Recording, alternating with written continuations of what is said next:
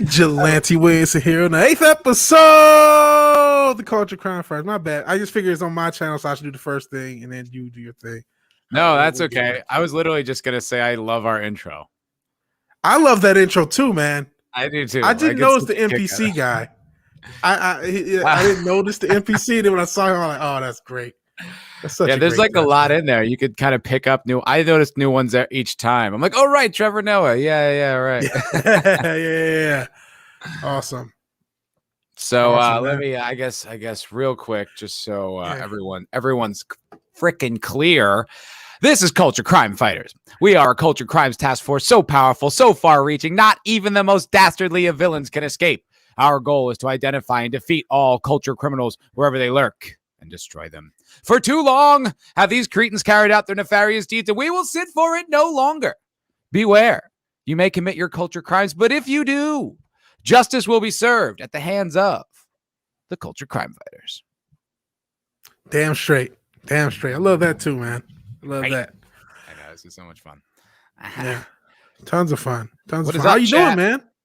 You finally got your... Oh, did he just sneeze out your mic? Can't hear you, brother. Bear with us, everyone. Bear with us. Today is a little bit of a snafu. Can't hear you, my friend. Not a word. Nothing. Nope. Thank you, chat. You guys are very generous for sticking with us. And hail to the chat. New Bomb Turk is here. Ascension Dildo, the Islington Girl, Godzillionaire, Bone. Just Bone. Love it. That 70s rock fan. Stream Elements is joining us. Very nice. Ascension Dildo, I think I said. Snorted Poopas Q Burr. Parrot Head. Grinakuma. The Islington Girl. I think Vigilante is having some technical difficulties. So I think you might have to pop in and pop out. Comrade Williamson. I love it. So how you guys doing? We got a bunch of topics we're going to talk about today. I think we're going to talk about that John Cleese tweeting spree that he went on, which was awesome. I thought that was great. I don't know if you guys haven't checked that out. We're definitely going to get into that. Basically just roasting all these woke Hollywood tools, these twerps who are just groveling and horrified at like, what happens if I don't say the right thing? If I don't grovel properly, they're going to come and take my home. So we're going to talk about that a little bit. I know Vig wants to talk about the BLM real estate empire. That one really cracks me up. We are trained Marxists. I mean, not me, but you should be. That's terrific. John Cleese is the GOAT. He is the GOAT. I think it was last Cocktail Lounge where we were talking about Monty Python and the Holy Grail. Could be one of the funniest movies ever made. I mean, it's infinitely quotable. Arthur, King of the Britons. He's just like, don't grovel. If it's one thing I can't stand, it's groveling. Every time I talk to someone, it's always forgive me this and sorry that, and I'm not worthy. It's like those miserable psalms. They're so depressing.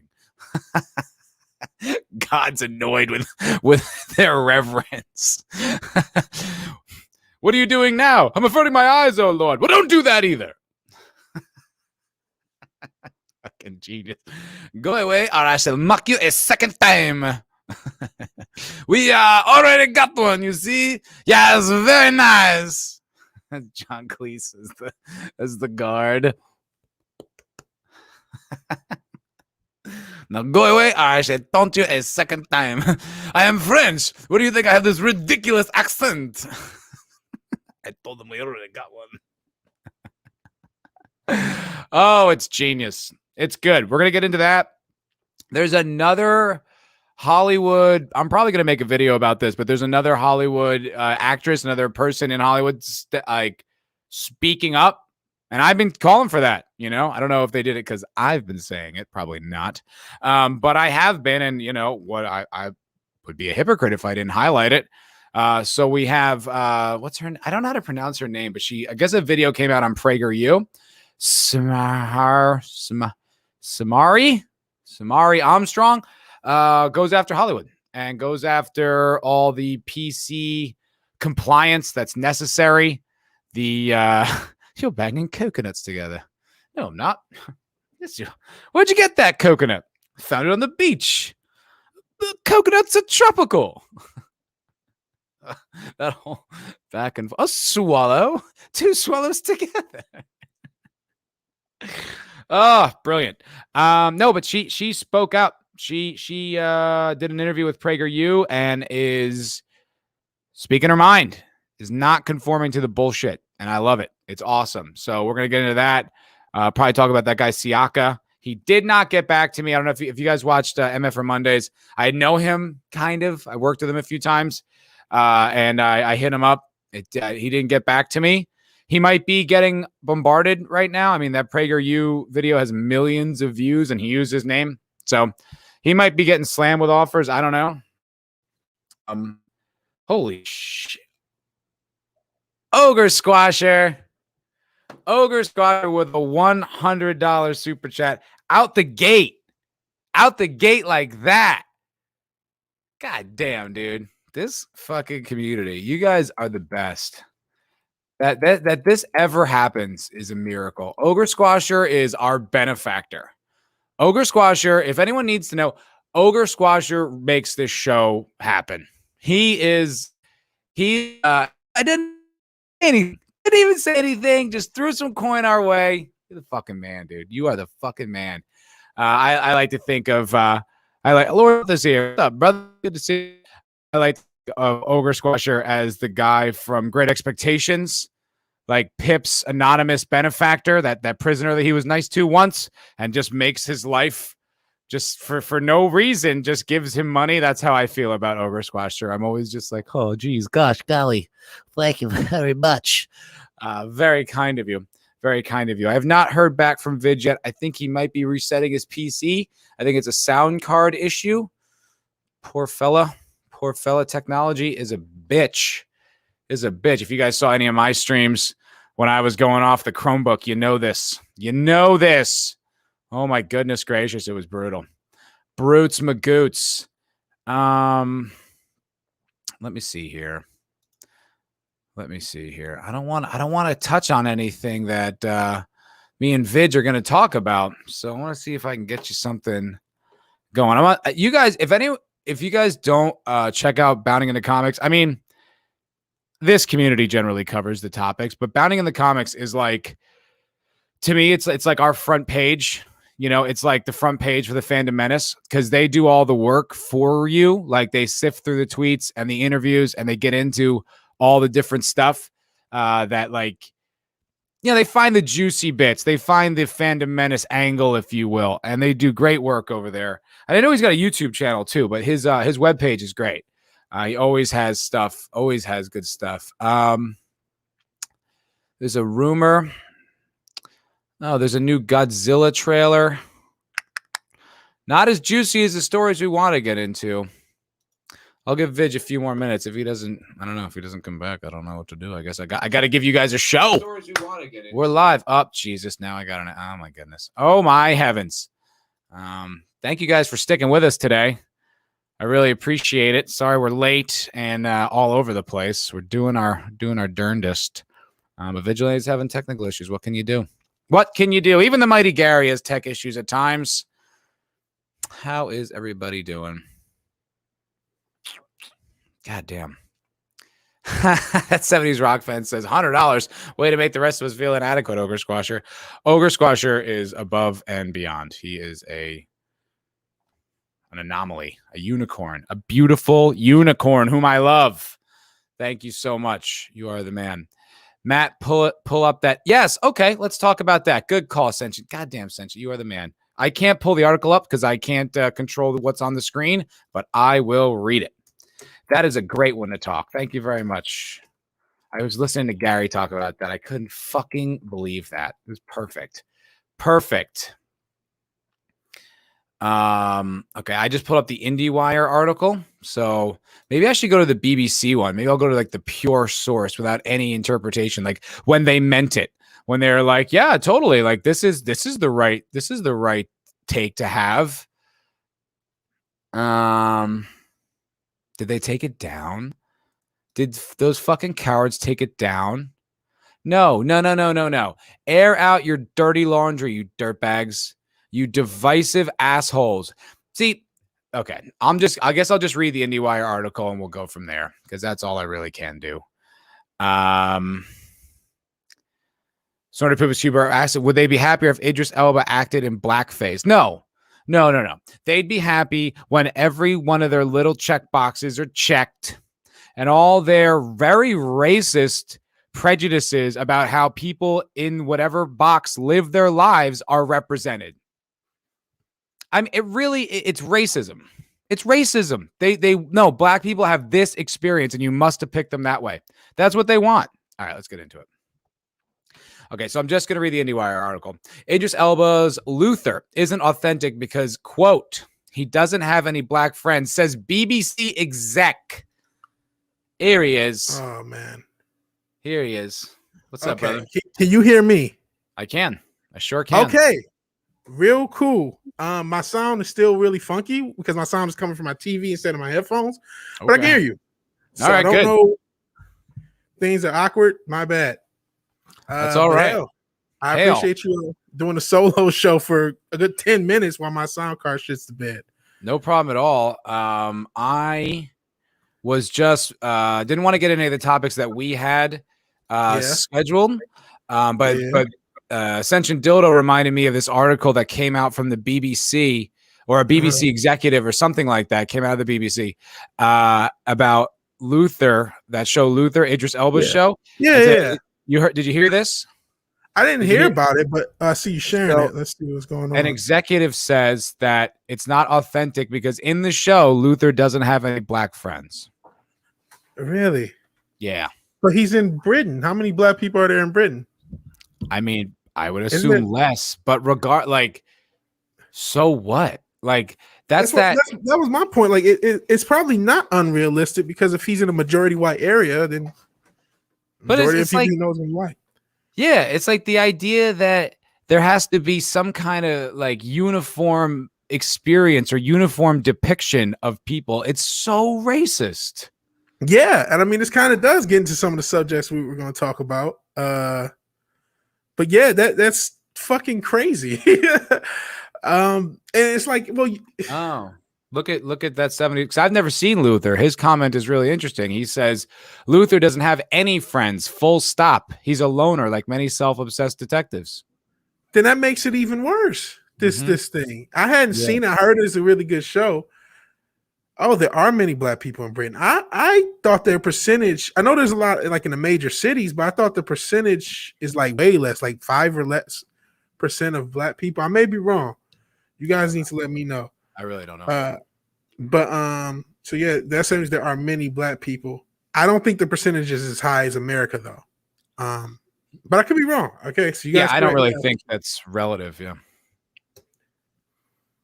Do you want to read the article? Yeah. You got to scroll down though. I can't. Oh, right. I'm controlling the screen. Okay. Yep.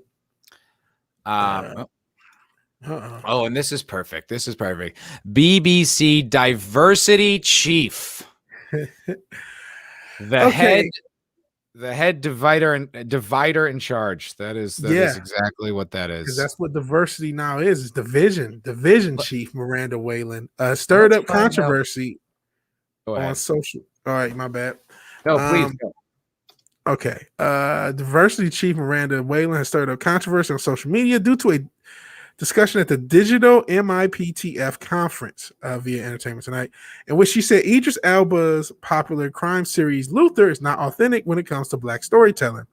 As Whalen explained, when Luther first came out, everybody loved the fact that Idris Elba was in there and a really strong black character lead. We all fell in love with him. Who didn't, right?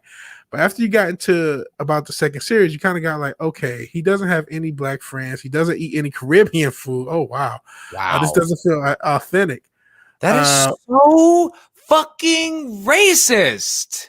That's like one of the cornerstones of hack racism is to mock the diet of black people, right? Fried chicken, watermelon, that kind of shit, right? Like that's like one of those old school, and that's considered like so awful to say, right? Which it is, but it's like she is then saying he doesn't eat stereotypically black food. That's the diversity manager. But she's a black woman, so everything she says is okay. Don't worry about it. Strong black woman. Don't worry about it. Everything she says is fine. Insanity. It is insanity. Well, I'll continue on. We got other strong black women to talk about for a little bit too. We have Waylon.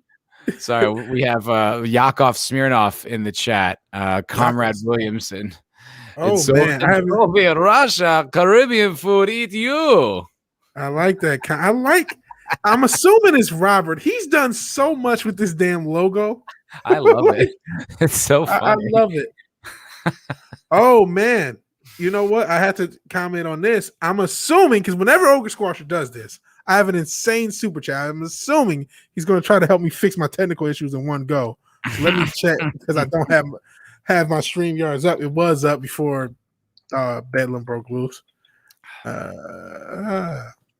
But man, thank you if you did do what I think you did. You did for me. Oh wow, awesome, bro! It's wild, man. That's wild. Thank you. He gave you.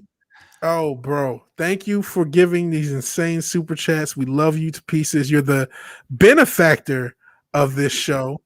That's Ogre Squasher with $101.51 super chat, and he's not alone. That 70s rock fan aptly said, please accept this 10th of an Ogre Squasher for all your culture crime fighting needs with a $10 super chat. Which is still an awesome. That's amazing. Yeah. I mean, the fact that you guys just gave me that, and it probably will actually go directly towards figuring out what the fuck is going on with my computer. It may just need I think I just need a new USB card. But thank you so much, Ogre Squasher. I can't put into words how much you are really funny and supporting this channel, and I want you to know that. And thank you, and of course, thank you. You know, every super chat counts, even if it's a 10th or 100th. Thanks for just being here. Yeah, thank you for being here, sitting, and it's been 20 minutes. I've been gone most of it, and you guys are still here, and I appreciate the hell out of you guys. If you haven't liked, please do it. If you just chilling, I appreciate that too, man. Thank you, everybody here. Thank you for that super chat. Thank you, Comrade Williamson, because that was the start. Your creativity with the logo. It's great. It's fucking brilliant. It is incredible. I was just thinking, I'm not gonna do it because it's too risky. But I was just thinking, what Chris Rock, how he would run with an idea like this. Just, you know what I mean? Just do all the black stereotypes. And, yeah, it's stunning. It sounds wildly out of touch. It's like when you're hanging out with someone and they just they're casually racist, and you're just like, Jesus, people are still like that. That's what this feels like. This is so shocking that this is her worldview. He doesn't eat Caribbean food, is what she said. How is that not racist as fuck? It is racist as fuck. There's no two ways about it. I never saw Luther. I always heard good things about it, but just the idea, especially if people in the chat say he's a loner, so he really shouldn't have any friends at all. So that's crazy. Vigilante. Imagine you're on YouTube, right? We're friends. Boy. You check out my videos, right? You'd see me a video about inauthenticity of Luther, and I'm like, and this guy doesn't have any black friends. He doesn't even eat Caribbean food. Could you imagine how jarring that would be? Yeah. How upsetting? I would be like, who the fuck is this guy? Fuck him. Yeah, right? He'd be like, what the fuck? This guy lost his mind. Yeah. That's fucking wild, man. Yeah. Real quick, Paulie, Latino Slant. Hey. He just got here.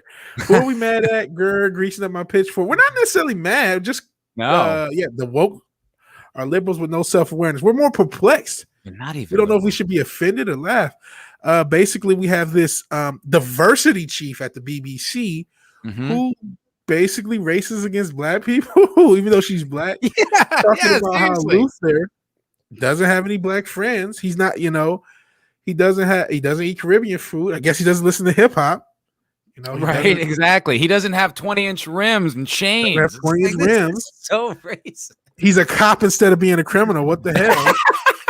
You know what I mean? Like, what is going on? What the fuck? Strong Islands influence. Okay, in the UK. So okay, you guys corrected me. I still think it's a lesser percentage, but I don't know by how much. It may not be. If it was 100%, well, okay, not 100%, but I mean, if it was 50-50, it's still irrelevant. Like individuals have individual experiences. You don't know who is friend. Like that's insanity. I want to know, okay, like, because at first when she was saying it, I was like, this is just kind of her opinion. But when she said the Caribbean food thing, I'm like, no, okay, so she's a racist. But like, where did she say this? This was a digital conference. So she did say this publicly. This wasn't like over. Yeah, this is at a conference she said this. Wow. Do you want Tino Slint with some humor. He says, oh no, damn it. Dang it, putting down the pitchfork, picking up a taco. Good as Latin people do, which is the proper depiction.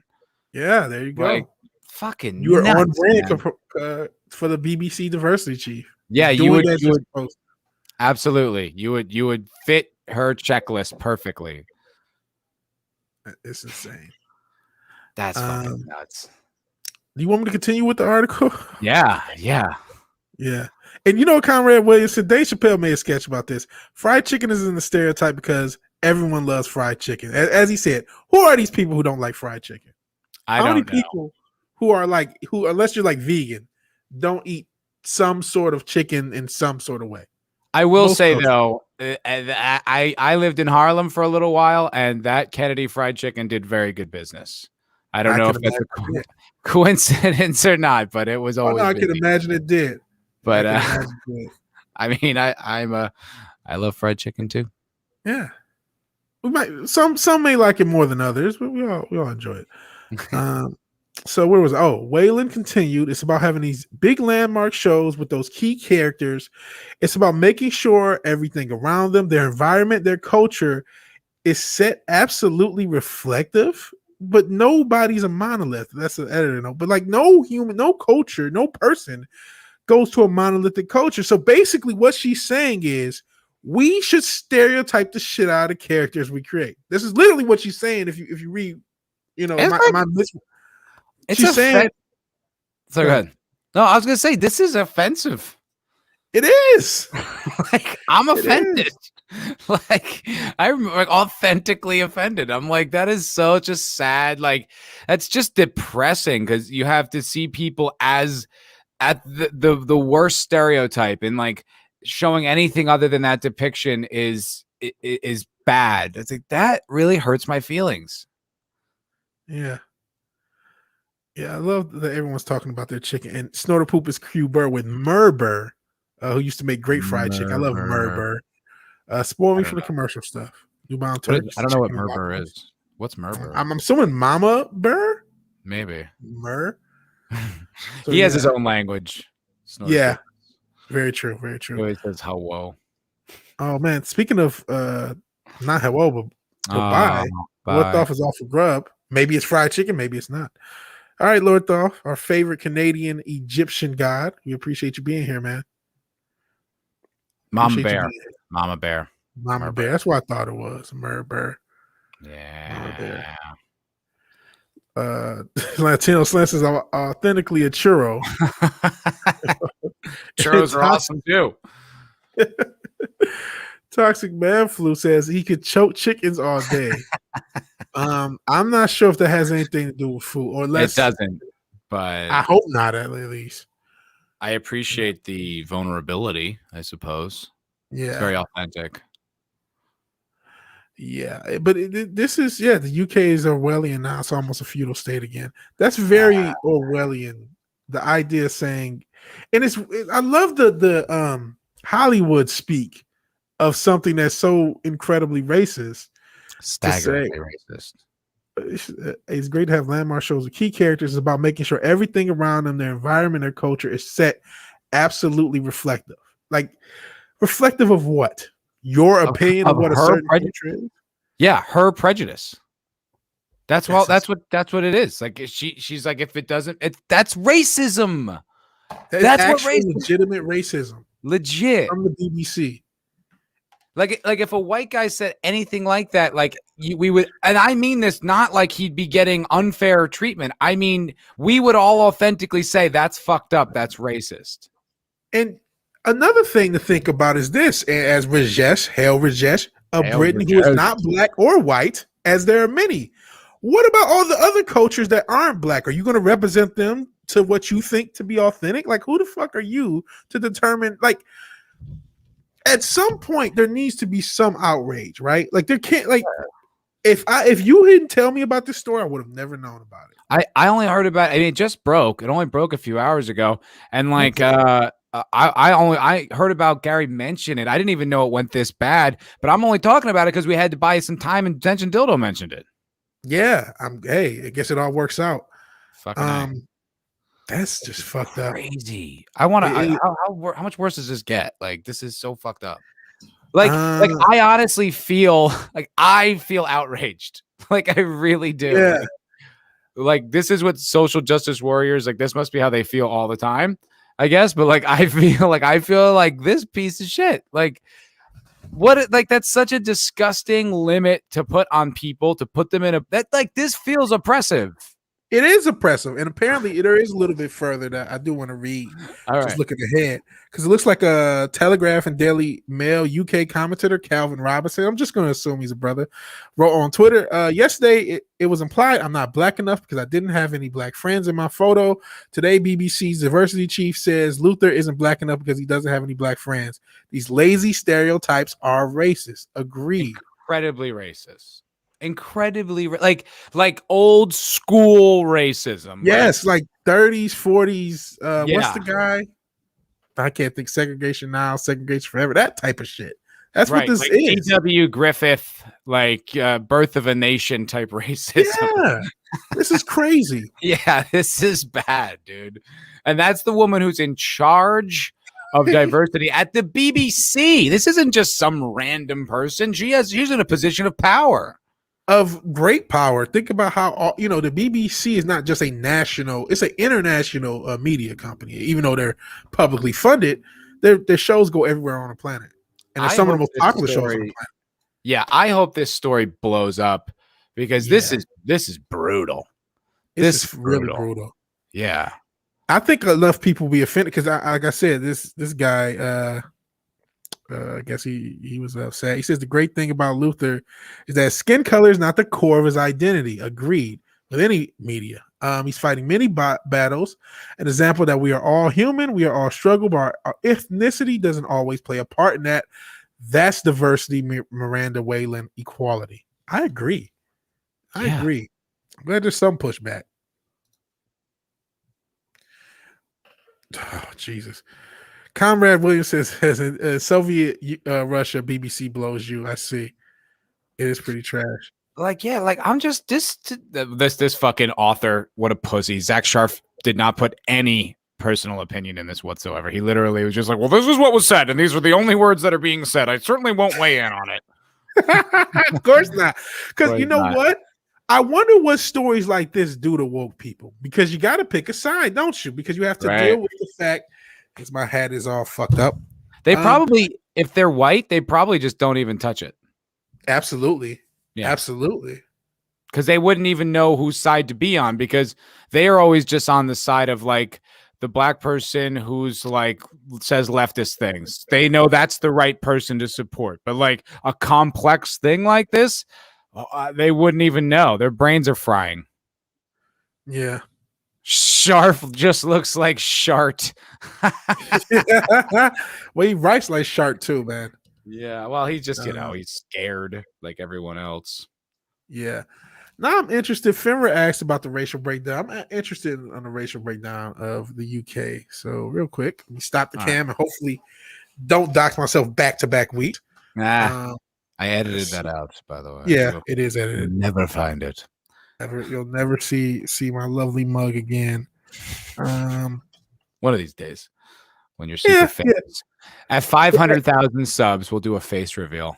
Oh, at 10 million, gotta raise 10 million. 10 million. Yeah, that way you make it kind of impossible. 10 million. 10 million. Yeah, if I make 10 million, I'll show you my face. Could you imagine if we had that much mass appeal? That would be that'd be nuts. That would be scary as shit. I'd be like, wait a minute, we should check what we're saying. If that many people like us, I think we don't have the right takes. Yeah. There's no reason why all these people should be on our side. Yeah. Unless the world just gets so pissed off. So this is what Google says about the racial background. This is of 2015, so it's 5 years old. But 86% white, 8% Asian, which could be this Asian or Asian British. 3% were black. I think that includes India. It does. Okay. I believe that does. And then 3% were black, Caribbean, African, black, British. So yeah, 3%. That's way. I think it's 12% here. I think it's like 13. Yeah, like 12, 13. Yeah, that's a lot less. A lot less to make it again more realistic. Even if he had friends, which apparently he's a loner. And also the population of Great Britain is a lot less than the United States. So like it's only 3% of what, like 60, 70 million, something like that. Yeah. I'm sorry. Toxic Man Flu always with the. Yeah, he says he got a mailing address. I got some balls to send you, used but freshly washed. And he says, forgot to say golf balls. No, you didn't. You didn't forget anything. But no, I do not have. I love the people in the chat that have like a shtick.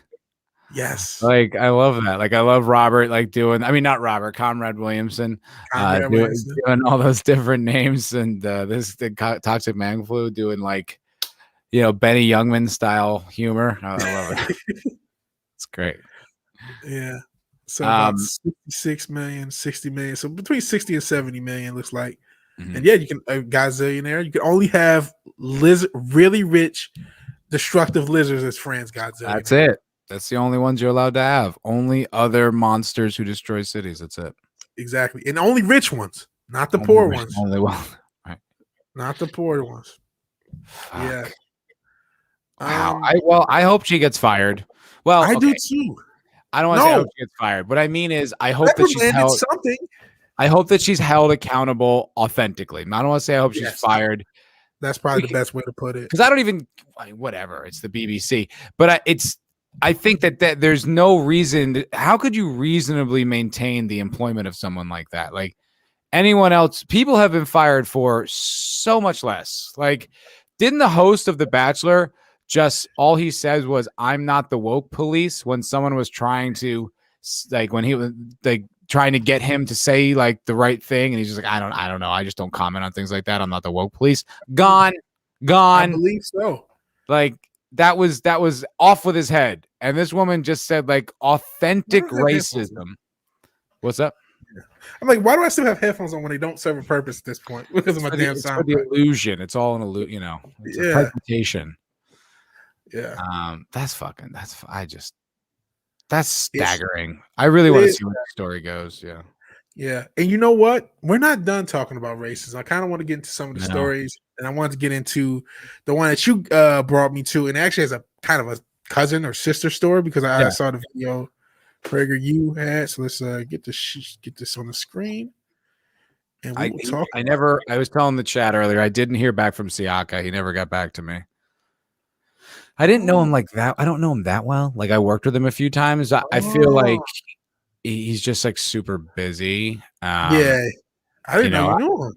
I mean, I just worked with him. Because that's how I'm like, well, I'm looking at this video and I'm like, I know that guy. And I assumed it was just because he's an actor. Like I'd seen his work. I looked at his IMDb. I'm like, no, that's not it. And I'm like, I didn't follow him on Facebook. I didn't follow him on Instagram. I'm like, what the fuck? And I went through my Gmail search and just put his name in there. And I was like, oh my God, I've bartended with this guy.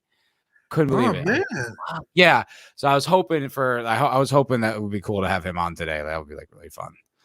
Well, to continue the technical issues, it's not letting me share my screen. All right. I will share. You can pull them up. Pull up either article. Because they both they deal with they basically deal with the racism in Hollywood from different angles. We get Which one do you want to Siaka. start with? Do you want to start with Siaka, or do you want to start with? Yeah. Let's start with Siaka Massaquoi, and then okay. we'll get into Samir Armstrong. I am yeah, they're both really good. They're both really good, and shout out to PragerU. These are both off. This is via Bounding in the Comics, off of a PragerU, couple PragerU interviews. But yeah, I have one critique, and it's more about the girl. Just remind me about that when we get to her. Okay, that's fine. But if you are willing to scroll down, I can still read. Oh, right. God, I forgot I got to do that. Yeah, I know. So sorry. The CIA is hacking me today, and they're fucking with me. They are fucking with me. All right. Actor Siaka Massaquoi, I think I may have actually pronounced his name right despite my efforts, recently detailed that not only is Hollywood a racist industry, but they actively discriminate against people who have political views on the right. Massaquoi did an interview with PragerU, where he detailed his experience with Hollywood. He begins his interview talking about his family and background growing up in Rochester, New York. From there, he details a class he took called Black Action Theater that really got him interested in acting. He explained, when I got into this class, they had us writing scripts, they had us handing out our own scripts, and then other people would perform it, and you would get a script at the moment, and I'm like, well, how quickly can I get into character? I just really felt a passion for the process of it. As the interview progresses, Massaquoi discusses the difficulty in breaking into Hollywood, apparently bartending with Matt. He says, I don't think it was that hard because I'm Black. It's hard because I didn't play these certain characters. It didn't fit my energy. And I wanted to just jump in there real quick because I was talking about this on Monday. Oh, I think I'm getting an echo on you, brother. Oh shit! On your audio settings, just make sure echo cancellation's on. Okay. That goes cam mic. It's on. Can you still get an echo?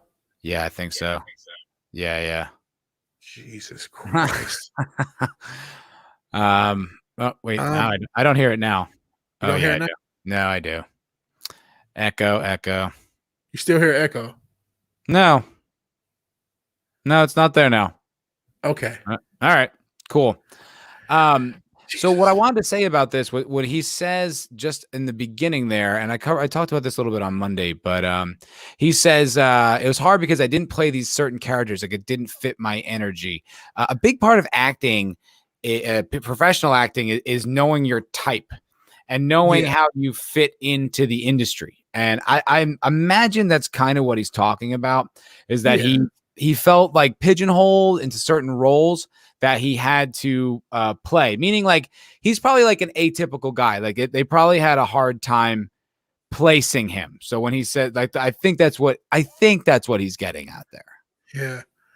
And to kind of just piggyback off the energy thing, a criticism I have of that upcoming The Batman film is that even if Robert Pattinson is a good actor, I don't think he fits the character of Batman. So I do get that idea of like, you have to fit the casting. It's not necessarily always just about talent. You have to fit the role that you're playing.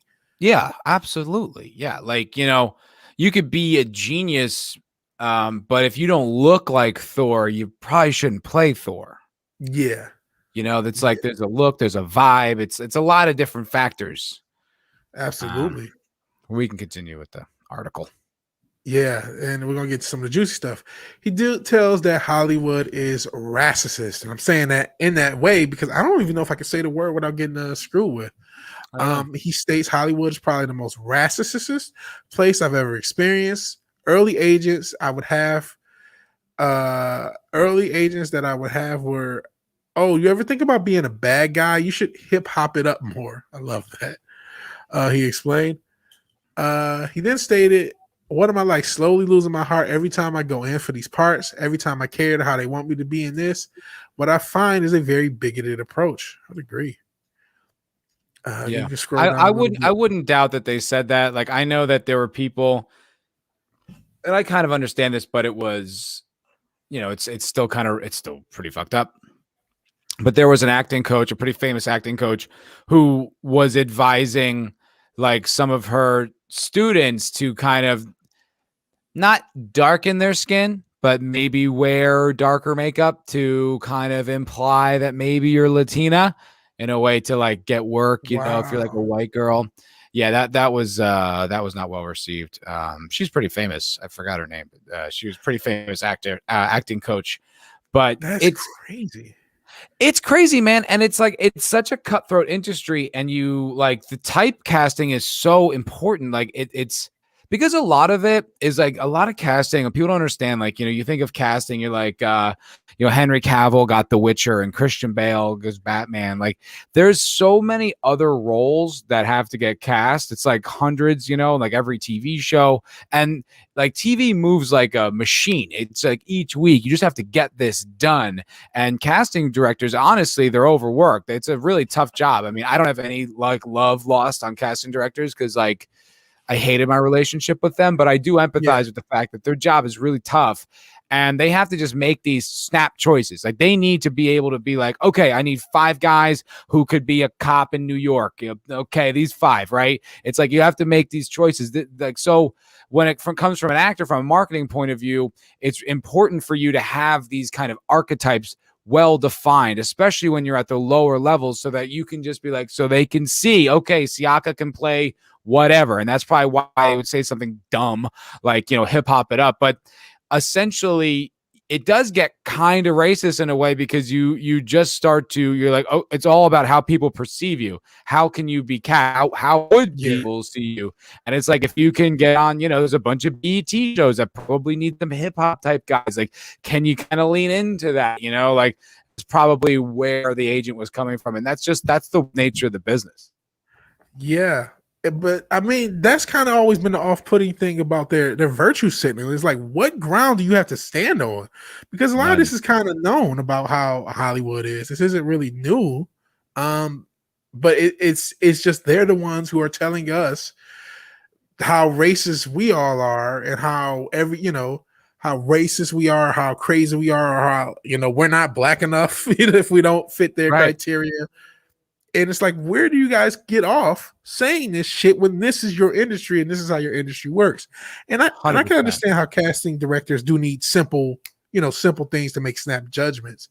But I mean, part of that is the characters that are being written in general. You know what I mean? Yeah, it's it's pretty monolithic, like the business. It's huge, so it's like when you're in, like there's so many cogs and nuts and bolts and pieces and stuff that go into it, and most people just have no say, so they end up just kind of playing a part. And like that's why, I mean, that's why it is what it is, because it just moves in these like a battleship, just giant movements but slow. Yeah, it's pretty crazy. Yeah. You scroll down, I want to read a little bit more of this article because he has a point about oh yeah, of course, Seth Rogen and Jordan Peele. Yep. Oh, could you go up a little more? I think you missed the part. Yeah. Oh, thank you. Yeah. I want to read this part. Massacoy points to Jordan Peele and Seth Rogen. You have people like Jordan Peele saying, "I'm not interested in telling white stories. I don't know what that means." You have Seth Rogen says, "I'm not going to hire white people anymore. All these people made their money already." He continued, all these people did that in the same system. This is basically what I said, that they're screaming is super racist and super turned off. Now they're doing the exact same thing and stating it. They will say some of the most disgusting things around me, and I know they're only comfortable because I'm a black guy. I know it. Yeesh. I don't think it's funny that you say, I don't like to hang out with white people and laugh. I don't think that's funny. That's terrible. It's okay that you don't hire a guy because he's a tall white guy. It's okay that you do hire a guy because he's a black guy. That's racist, plain and simple. That is racist. And I agree.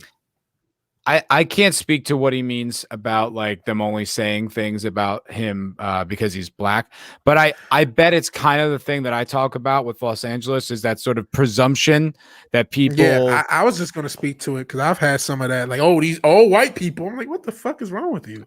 Yeah, it's that kind of assumption that you already have like a certain point of view or a certain view on the world, and like, oh, you're black, so you obviously think this. Yeah. Yeah, I've had, like I said, white people say, "Hey, white people, am I right?" And I'm like, "What the fuck, dude?" Yeah, Like, right. chill. And it makes me immediately think, okay, this person's probably racist. That's why they brought it up, because I'm not that preoccupied with race, but they are. So, I'm gonna get Yeah, away from this person. they're the new. It's the new race. It's the new racism.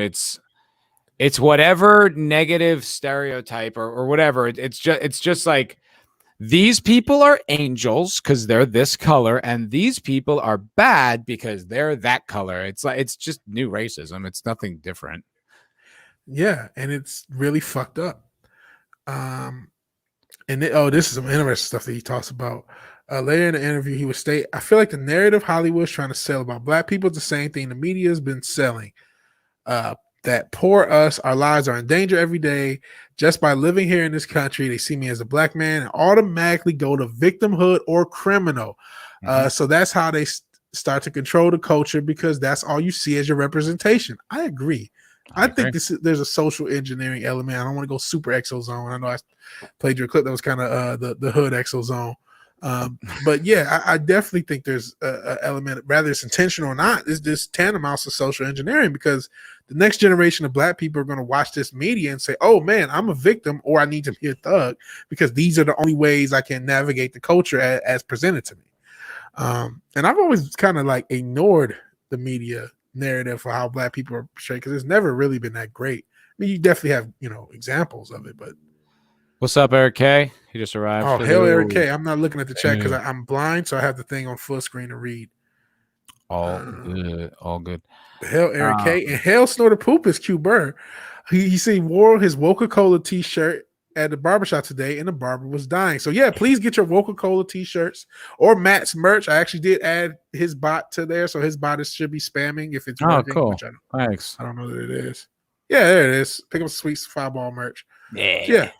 Pick up merch from both of us, please. Yeah, and get your wife or girlfriend a pair of those leggings with my logo on it. There you go. And I should do the leggings with my logo on it too. I didn't think that. It really makes me laugh. I wonder if I'll ever sell one of those. It's it's such a funny idea. Yeah, it's. I think there is something to that, because it's what the other woman was talking about. This kind of like, if you don't agree with this agenda, you're a villain, and it is for whatever end. It's this unified point of view that everyone who makes this culture makes this content has to have. And yeah, I mean, I think it's reasonable to speculate it's for social re-engineering. Like that seems like as reasonable conclusion as anybody, but as anyone, but there is a unified point of view you have to have, and you have to look at black people as victims. You can't, like, I would have arguments with people before I realized like the difference with woke people and stuff like that. And you'd get into these arguments, and it was you're dealing with these prejudices that people have, like, you have privilege because you're white and I don't because I am black. And it's like and I'm like, okay, but what about, like my particular circumstances? Like, what if I grew up super poor and like my mom died when I was a kid and had like cancer and like all this stuff? She's like, well, that's you. I'm like, okay, but then wouldn't that affect? It's like, no, you have privilege. Like it was like these two conflicting ideas. It was like, okay, you're an individual, but you can't be an individual outside of this. This is applied to you no matter what your experience was. It's like, that is racism. That's racism. Just racism. It's symptoms of brainwashing. It's individuals who have brainwashed themselves or been brainwashed, who cannot, be, deprogrammed. Right. There's no Winter Soldier thing to deprogram them from the woke brainwashing, because they can't. Like, how do you deal with like pre-rich Eminem? Explain that. You know what I mean? Explain somebody who grew up in a good point. Crazy mom, fucked up. His life was. Listen. We both grew up in the same city. His life was way worse than mine. There's no way, he's not privileged compared to me. Now, obviously, he is now, but that's because of his hard work and success with music. Talent, and trust me, there are a lot of people who can't rap who are in the same situation as Eminem, and a lot of white people. So like listen to that Slim Shady LP. You tell me that guy's life was privileged. I mean, like, a lot of it's cartoony stuff, but like, he's tired of having these terrible jobs and trying to raise his kid and all this. Like that's that I don't care what you say. That's a hard fucking life, and that's not privilege. That's not, it's like he doesn't. There's no magic. He's not getting checks every month because he's a white guy. Like that's not how it works. So, but it's this weird like universal. You have this experience. This is who you are. It's like that's a really dark way to look at the world, man. Yeah. Real quick, Comrade Williamson says logic won't be able to reach them once the Kool-Aid has been drunk. And that's the sad and scary thing. It's like once they become like in this mindset, it's like there's no way to get through them. There's no way to like, they're just, that's the way it is. There's white privilege. You just don't understand. Or if you're black, you're Uncle Tom. You have internalized racism, this, that, and the third. Right. Like they have an excuse. If you're a woman, it's always something.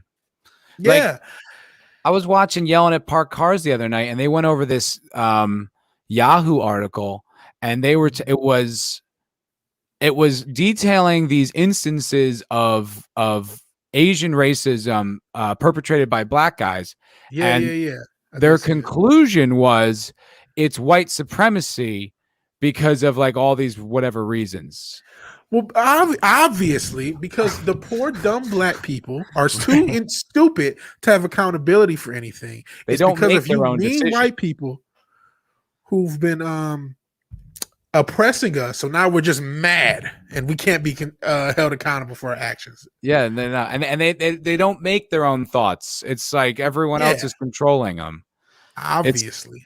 That was an insane take. That one just made me laugh. I was like, there's no reason to get upset about this one. This one's hilarious. Like, like they are trying so hard to hold on to their narrative. Like, it's pretty wild.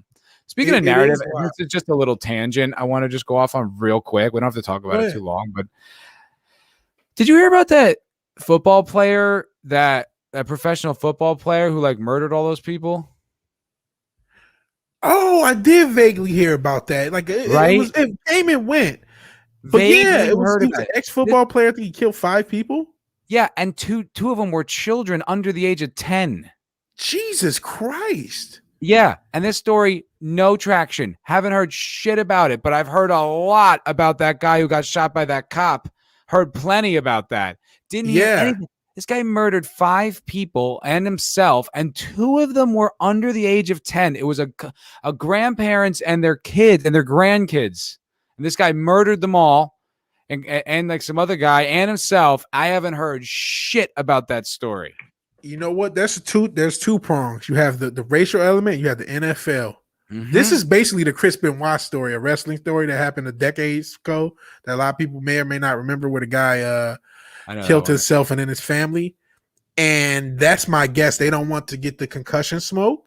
So they went to all of their little friends in the media and said, this story is just going to go away. You're right. Because the first thing I think when I hear that murder, when I hear a former athlete and anything, whether it's a suicide or murder-suicide, I think, CTE, concussions, because that's usually the next step. But then there's also the racial thing, because there's the quarterback with all the Me Too stuff that it took forever for the story to actually get any traction. And I think the victims were white. I'm not sure. Oh, Jesus Christ! So that maybe that has something to do with the another reason to like suppress it. But I mean, I read that story. I was like, they were fucking children under the like. What the fuck? Like, this isn't. That's how come fucking I brutal. That's unfucking forgivable, man. Like, that's unforgivable. And how come I haven't heard about this? I was like, oh yeah, like I was like, right. I heard someone mention that offhandedly on like a podcast or something. No coverage whatsoever. Like, wow. We had like 3 weeks of stop Asian hatred, because stop Asian racism because of that guy who shot up those massage parlors or whatever. Said it wasn't race motivated, and we still had to hear 3 weeks of how it was race motivated. This guy goes and murders a family. I don't know the relationship, but grandparents and their grandkids, nothing, not a fucking peep. Yeah, unbelievable. I guess Mike B said Uche said something about it. Snorter poop is the first I heard of it. I feel like I saw it, but I didn't really dig too much into it. Unbelievable how little traction that story And got. Comrade Williamson says this mentality leads to the genocide in Rwanda where they, sheesh. It's a good point. And you know something in general, because I talked about wrestling last week, and I've actually just been like seeing what I missed still, and I realized that like there's something to the dehumaning of opposing opinions. Yes, that's sir. very, very dangerous. Yes, sir. Somebody thinks differently, it's because they're wrong. Yep, that's a great point, and it's really like that's what happens, and that's exactly what he's saying. That's how atrocities can get carried out because you don't see them as human anymore. Yeah. You don't see them as being related to like having a mother and kids. You don't, or those connections mattering. All you see is their depiction in your head, and that's how people can carry shit out like that. Yeah. That's why even with us, we got to make sure. That's why, much shit we talk about Uche is very important to not have an echo chamber. It's so 100%. Important because 100%. We don't want to become another just a monolith. You don't want to, isn't the girl mentions ethnic cleansing? You don't want the psychological ethnic cleansing, the cultural cleansing they're trying to do. Yeah. Where if you don't think on narrative, you're a wrong thinker because they really are dehumaning people. This is extremely out of character, but Senshin Dildo has a good point. He says that that was the point of Gina's tweet. Yeah, it absolutely was the point of Gina's tweet. Spot on. And people are totally, people missed it. They kept misrepresenting it and not understanding it, even though it's happening. It happened in World War II. Yeah, this is exactly 100%. What happened. This has happened anytime you've had a mass genocide, the dehumaning of whatever group that is being targeted. And I'll tell you what, that's what always happens in those socialist revolutions too. They always round up the intellectuals, which means the people who don't go along with it. Like the people like artists, creators, people who have like insight and a way of conveying a different opinion. They always go after them. This is all the same shit. None of this is any different. And in this culture, what do we have? We have deplatforming, we have demonetization, all sorts of stuff. Just the start. Intellectuals and artists. Yeah. Yeah, Comrade Williamson. Blaming you with your hammer and sickle. Yeah, right. Commie. Do you want to finish this article or do you want to move on to the other one? Let me see if there's anything more. Yeah. Let me finish it. There's a little bit more I want to get into. Okay. Massacre continue. You have social media doubling down on it. And I think that's a huge key. The social media element is massive. Let me read it and then I'll get my thoughts. Okay. Yeah, social media doubling down on it. Then you have news doubling down on it. So you give the entertainment so they can relate to it from an emotional standpoint. So you're doing a social media, news media where you give them like, look at the real life stuff. It's happening here. And we're going to censor it out when it happens to anyone else, like we just talked about, and only show you this thing. So now it connects with that movie you watched, right? Nothing's changed. There's a civil rights movement. That's not the truth. Holy shit. He fucking nailed it. Yeah, he did nail it. And I guess I want to talk about social media because I feel like social media is the thing that changed. That's when we look at, because social media is a fairly new technology. I mean, it existed in the early 2000s, but for real, the past 10 years, like the 10s are really the social media age. It came in so at the tail end, and phone technology hadn't been as widely available as it was just a few years later. So like 2010 on is where you have a lot of stuff start and where you have it pick up steam and where you have it fest. That's how you get the echo chamber. You get a bunch of people in a social media group, and then, or even a platform like what happened to Tumblr and then later Twitter, where, if you don't think like this, you're not a part of the platform. You get deplatformed. Reddit. That's what we have now. Twitch. Yeah, it's that, and it's the almost entire complicity of the mainstream media, like of the major media outlets, like not like no critical contradiction. So people just see it validated, and then they hear contradictory, like different arguments, different points of view, and they're like, "Oh, those are the crazy people." Like, yeah, those right-wing conspiracy theorists. Yep. Like who just don't like. And what's wild, man, is there have been critics of this culture for a long time. I went back and listened, like way longer than I even noticed. I went back and listened to there was a show called Tough Crowd that was on Comedy Central, early 2000s. This is like 20 years ago. And this guy Nick DiPaolo was on there, and he's a very outspoken conservative, really caustic guy, funny at times. I find him to be too abrasive, but he was talking about cultural Marxism around the year like 2002, 2003. Wow. Like Wow. and the host like laughs at him like, what is that? And he's like, yeah, and he just like talks about it, and it's like 20 years ago people were onto this. Like it's not like it's pretty amazing. Like there have been people who have been paying attention and noting this for some time. Yeah. It's not a And new you can phenomenon. kind of look back and see some of it if you want to. Yeah. What were you going to say? I cut you off, man. I don't even remember. Oh, my bad. I was hoping that point was good enough.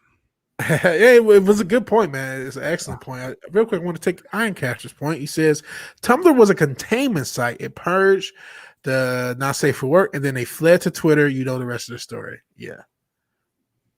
And you know what? The thing with Tumblr was a smaller site, so it allowed that echo chamber to get going and get kind of growing. And then once it started going to Twitter and then Reddit, Twitch, every platform, really, YouTube has some of it, but YouTube is probably the most common sense platform there is, despite all the restrictions.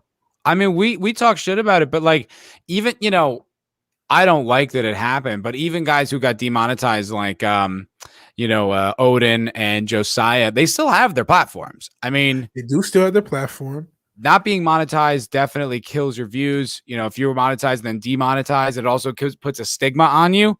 I don't think they should have done that. I don't think that's right. I don't know why it matters. Like, yeah, like I'm surprised they haven't been remonetized. I know you can apply. I don't think their content is so like safe. You know what I mean? Josiah takes big swings. Does he? I don't watch everything Josiah says. I don't watch everything, but I see a lot of his videos just seem safe. But if he does other stuff, I don't know. I mean, it shouldn't fucking matter. If you want to question the results of the election, you should be allowed to. I don't know why that's the kind of thing that can't be, why? Who gives it? Like, you did 4 years ago. And exactly. Great point. But even if they're way off the mark, even if it's 100% inaccurate, so what? Well, why can't they go on there and say that? What do we fact check every single thing that happens on this platform? No, just the ones that don't fit in with your agenda. So what the hell is that? Like who decides these things?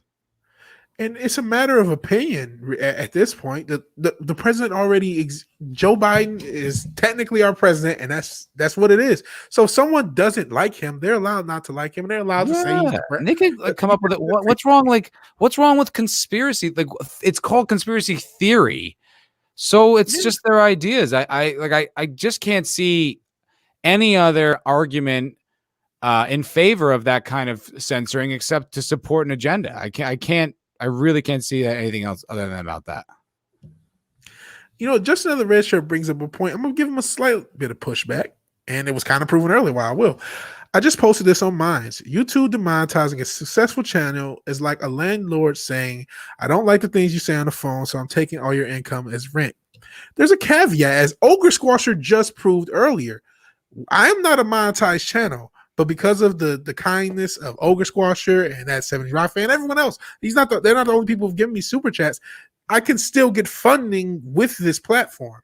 So it does suck. And there's a lot of truth to that, because it's like your YouTube channel is something that you build up. It's like a digital space, and it takes so much effort to build it up that for someone the platform to just take all your income, and they do take all your income.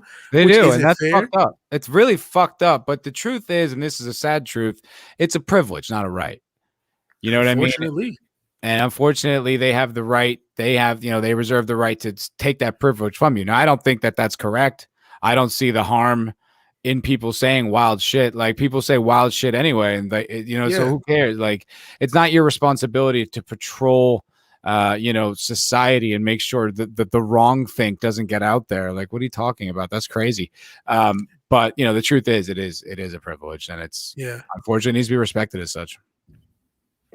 So that's what used to be called under the table money, I guess.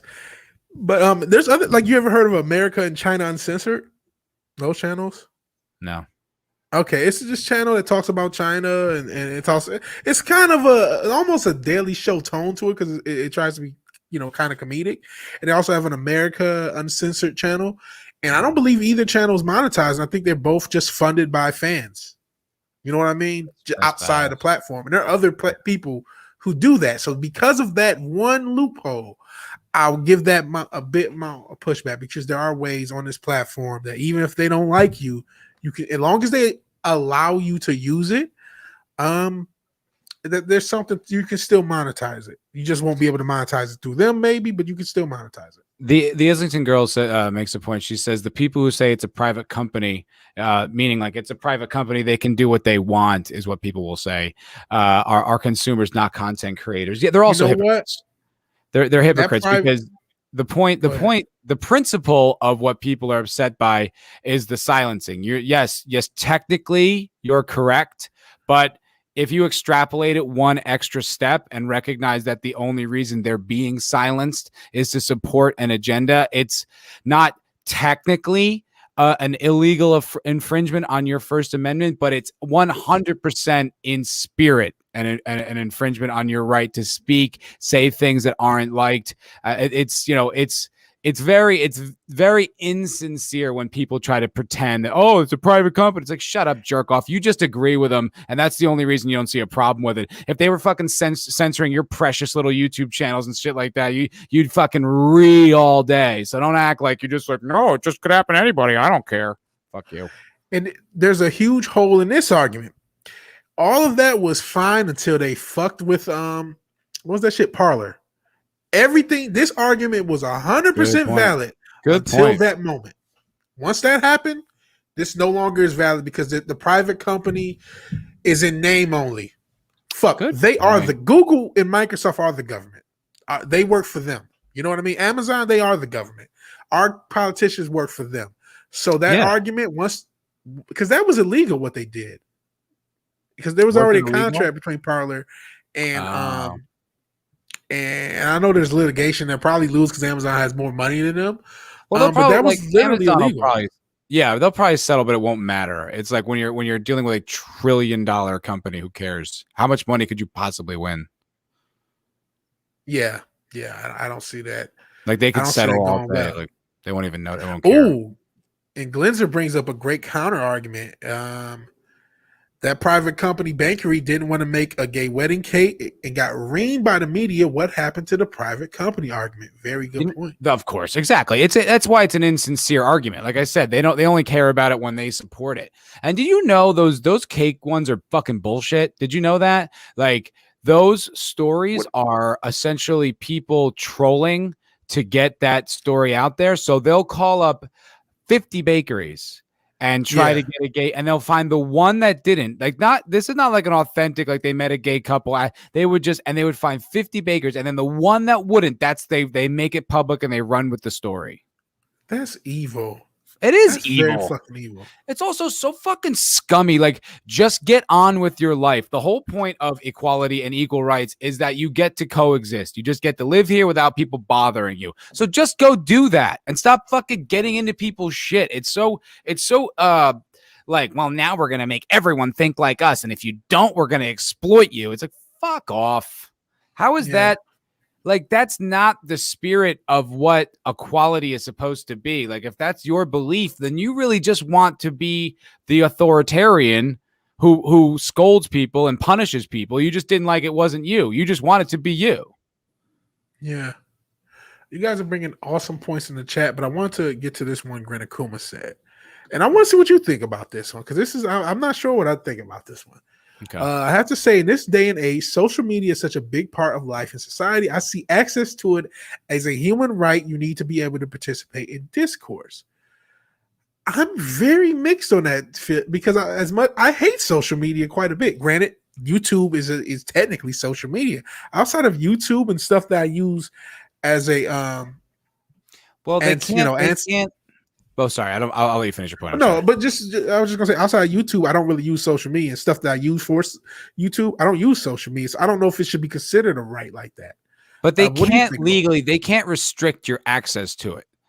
They can't legally. You can't legally, stop someone from going on Twitter on their own, like on their internet. You just are restricted from contributing to the conversation, as some people are. So even like the access is still there. So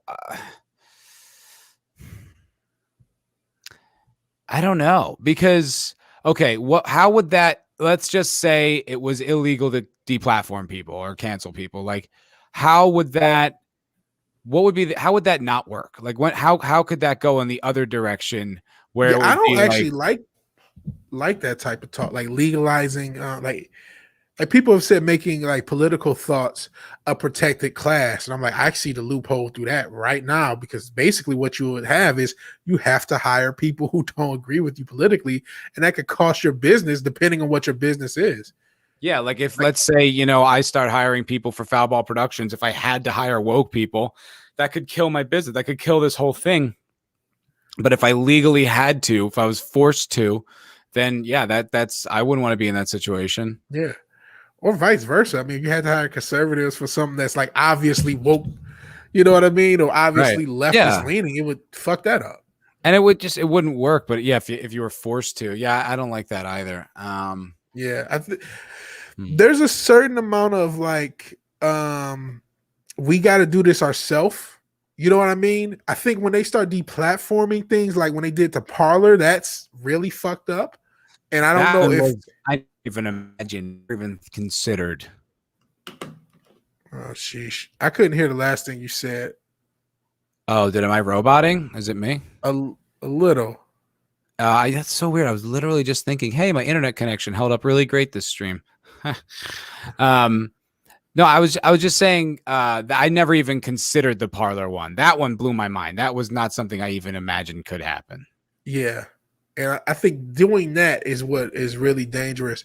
So we'll see if another platform can rise up. If Odyssey is, well, that's more of a YouTube challenger. If other platforms can rise up, which I don't think is going to happen, to be fair, or if it is, it's going to take a while. But that is kind of the only way out of it. I don't. When we add more laws, it's going to add more complications. It's going to backfire. That's my personal thought. I agree with that.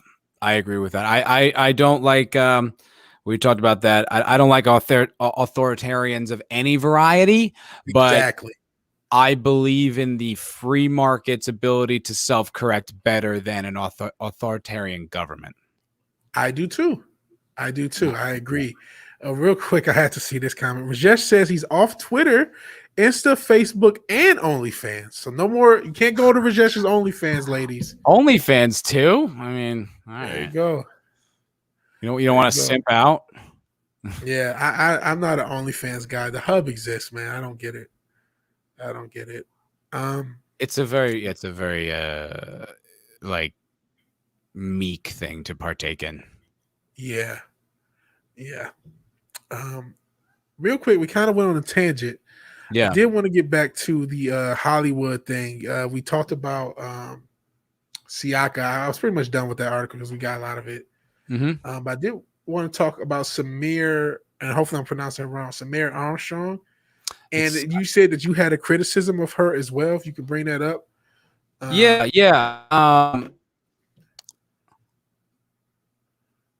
Okay, so this actress, I love what she said, and it's exactly what I've been saying for a while. Gary's been saying it too. It's that more people in the industry, you know, you hear about these private, conversations people have, the private correspondence where they, you know, oh, I wish I could speak up and I don't see it this way, but I'm afraid and I can't, and you know, calling on people to speak up, and she did. And it's like, fuck yeah, badass. And that video is excellent. Like, I love the way she kind of talked her way through like the confusion of being a part of BLM and like all the kind of contradictions and how difficult it was for her to like try to support. And she didn't even know what supporting meant and how they changed. They kept moving the goalposts and all this stuff. I thought that was all really brave. The only thing I take issue with is that she says referred to herself as a conservative, which is fine. There's nothing wrong with that. But I think if you say something like that, then it becomes an versus kind of an argument. Whereas a lot of this woke stuff, a lot of this SJW, it's not a political discussion. This is just a new form of authoritarianism. And we take issue with that. And we take issue with the divisiveness. It's not, if you say something like that, if you make it a conservative thing, then I think it retards the progress personally. I agree. And I'm honestly getting tired of the right left thing because this isn't like I said this a million times. Classically liberal, if you were a 90s liberal, you are now conservative if you have the exact same views. So Yeah. these definitions are so changeable. I think malleable is the word I'm looking for, pliable, Amorphous. that or manipulatable. That's like I don't even like these terms. I like to just keep it. There are authoritarians in the rest of us. Some of us we may disagree politically. That's fine, but it's really the rest of us. Despite what these wokies think, a lot of them actually are on our side or will be once the liberal gets the bullet too, so to speak. This is about authoritarianism. This we talked about the past few articles of you don't eat enough Caribbean chicken or any Caribbean food, and you're not black enough. So these are authoritarians who are trying to culturally box people into boxes and force them into boxes. And if they dare leave these boxes or dare disagree with what they're supposed to do in that box, they're shamed. They're in some cases deplatformed, some cases unpersoned to the close. You see with Gina, everybody in the mom is dropping her. What happened a few weeks ago? I think somebody else dropped it. That was weird. I don't know. I think Twitter messed with her. It may have locked her, or the shadow banned her, maybe. So you see, that's like a coordinated thing. That's what happens when you you agree with the mob. But I'm not a fan of the conservative thing either. And I honestly think with that, you do have a lot of people who were like maybe hardcore lefties, and then they just I got to be on the opposite team, and it's like, I don't want that either. You know I think that's the ultimate flaw of PragerU, because in the end, it sounds like they still want it to be like conservatives are correct and Republicans are correct and Democrats and liberals are not. And I just don't think that's helpful. I just don't think that gets us anywhere, because it's just, you're just going to swing the pendulum back, and that's not what I'm fighting for. That's not what I'm arguing. I'm not saying Republicans need to be back in power and conservatives are correct. I'm just saying, like, free thought needs to be a virtue that's inalienable, something that we all need to embrace and get comfortable with. And, and also, like, the SJW agenda's got to fucking go, because it is just the most corrupt thing I've, maybe ever witnessed in my life. And that's not a conservative or like liberal point of view. That's a human point of view. Like, this is anti-dehumanization and anti-authoritarian and all that shit. So it's like, that's just the one issue I took with this brilliant video, was just it also kind of like, I think it would cause pause for other people who were maybe like, yeah, that BLM shit was wild, I don't know what to do with that. And as soon as she says conservative, they're going to freeze up, and they're not going to be able to like go any further with the thought that they're starting to have. You know what I mean? You know what? As you said, I kind of thought about myself. This was not a one day I woke up and thought these thoughts. It was some time, and honestly, the label of conservative kind of wasn't. I don't know if I'm conservative. You know what I mean? It kind of was. I feel weird about that. I'm like, they're a little stuffy for me. Yeah, I think libertarian kind of was more relaxed. If you have to, and I don't even like calling myself that. I don't like calling myself anything. I think that there's a danger in the mind culting thing. I think that's a social media byproduct as well. I just don't do labels. I just don't. Exactly. I don't do labels either. I don't do labels. As Comrade Williamson is trying to start a revolution in a damn chat.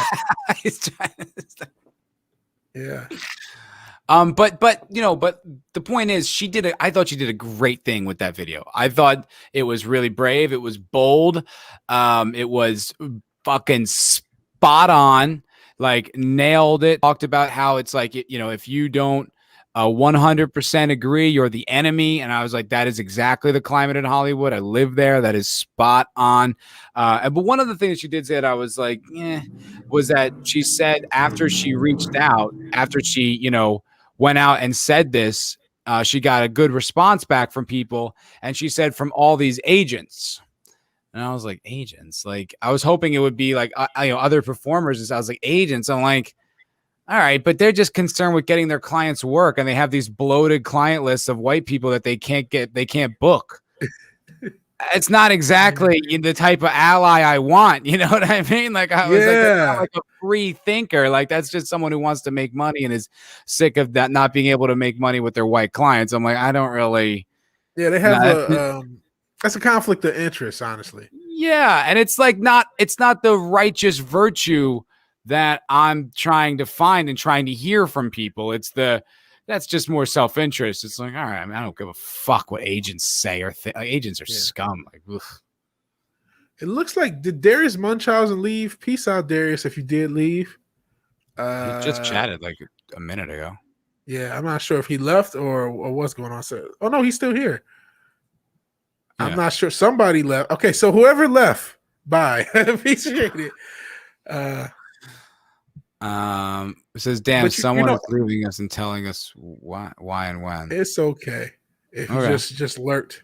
Grin left. All right, that's unacceptable. Who the hell does he think he is? Fucking damn it, Grin. How dare you leave us? How dare you? Like an Arctic Circle asshole. Yeah. we love you. Love him. Love Grin. Do you want to read the other article, or do you want to just talked around it? Because I think we kind of made the point here. Yeah, because we get it. It's the same thing. I think. If there's anything different, it was that she was talking about a lot of racism because she's white, not being able to get roles because she's white. And you know what's interesting about that? And Paulie was in here a second ago. He has told me about how, because you said something about how people try to make themselves seem darker to seem potentially Latin. He's told me about how a lot of Latin people have issues sometimes getting roles, and they're typecasted too. So it's like, who's getting these fucking roles? if everybody's being typecasted out of these roles.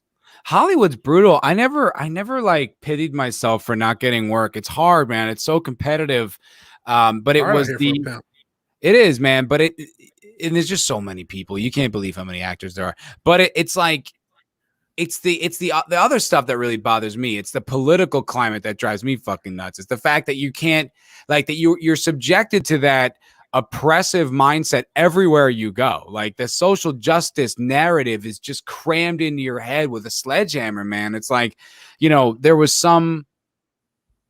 a girl in one of my acting classes, and I guess Chris Pratt came up, and I think like the fact that he's not even an outspoken conservative, it's not even confirmed he's a conservative, but she's actually giving money to both parties. That has been confirmed. And she said it with such disgust, like, ugh. And it was like, I'm sitting right here, and I'm like, I'm not a conservative, but I fucking voted for Trump, and it's just, I'm like.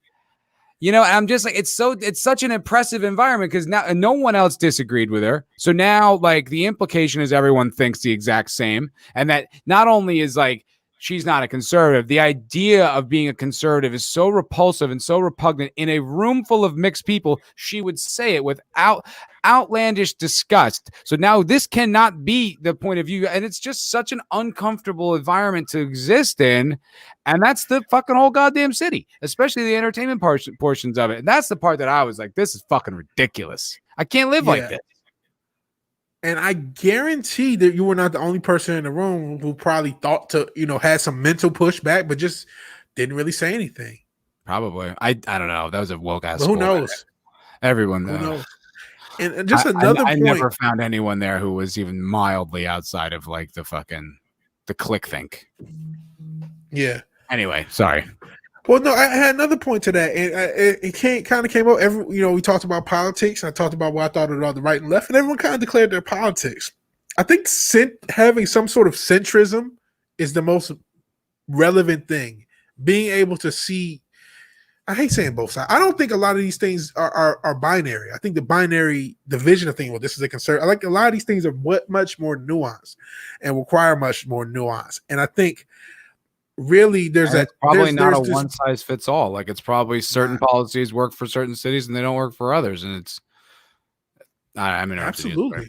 Yeah. And I think people need to get back to that, get back to politics not mattering so much, get back to political, because this idea that like, even I don't want to be a fucking like conservative, like, and it doesn't mean a lot of my principles probably are hard, right? Because somebody said libertarian to the point of anarchism almost. It's like I'm kind of there with how pissed I am with government in general, but at the same time, it's like I don't want it to be some box where I have to just there's a conservative point of view, and because there's a conservative I have to just have all those opinions. Too. Yeah, because I don't agree with a lot of their stuff. Like I think their points of view on birth control are insanely irrational. Like I don't buy it at all. And they're like the SJWs. It's like once they what is the conservative? Do they? I remember they used to have the like crazy like church like no birth control ever. They still do that. It kind of is because it's the same thing that ends up happening where it's like the way the SJWs, they get like a little bit and they want more.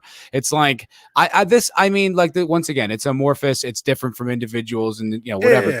But I have definitely heard like, okay, no abortion. And you're just like, to me, that's a ridiculous point of view because there's back alley abortion. It's going to happen. So it's like, I understand your hesitance to it. I think we do need a more complex social conversation about it. That's what it outright is. Ban it is fucking insane. But then it's like, even if they get you like, okay, then it's like, and then no birth control at Planned Parenthood. And you're like, well, what the fuck are people supposed to do? Dude? Like, it's just, and that's where it just gets so ridiculous. And then you don't want welfare, so like you have to pick something. Exactly, and that's the thing. They don't want any of it. And it's just like not everyone is just this tidy little church-going person who lives in this fucking box. And that's the problem with these polarized things, or it's got to be this one or it's got to be that one. It doesn't have to be fucking either one. Yes, it doesn't have to be any of it. We don't fit in boxes. We don't need to have the whole world like reflect our values. Like it's crazy. Yeah, and Godzillionaire, you're right, but they have to pick one. You said conservatives are against free birth control and willy-nilly abortion. You can't be both. They're not against willy-nilly abortion. If you had more free birth control, you would have less willy-nilly abortion. There's plenty of statistics to back that up. They're against abortion. They're not willy-nilly. Willy-nilly's got nothing to do with it. They flat out across the board. Listen, I'm not against. I think it should be legal, but like I am bothered by the fact that was it 20 million supposedly black people have been aborted since the 60s or the 70s? That bothers me. That's fucked up. And I mean, I don't know. It's still multiple millions of other races, but it's like that's why we need a nuanced conversation. I don't think it should be illegal, but I think we do need to see, okay, what can we do to prevent this from happening? And I don't think that's an unfair conversation. And it's funny, as we talked about a lot of the conservative things, I'm like, I can see how the SJW started. You know what I mean? Yeah, no, they're not like not everything they think is completely baseless. It's just it's the execution and it's the extremism and it's the, it's the radical nature of it. And it's like, and they're also, they're so unfocused. It's like, okay, we want to end police brutality. Pretty much everyone's on board with that. Like, and trans this and women that. And you're like, what the fuck are you? Okay, shut up. Never mind. Yeah. I can't agree with you. And take away your guns and defund the police. It's like, okay, so how are we supposed to protect ourselves? What? So create a warlord state. That's what you want. You just yeah.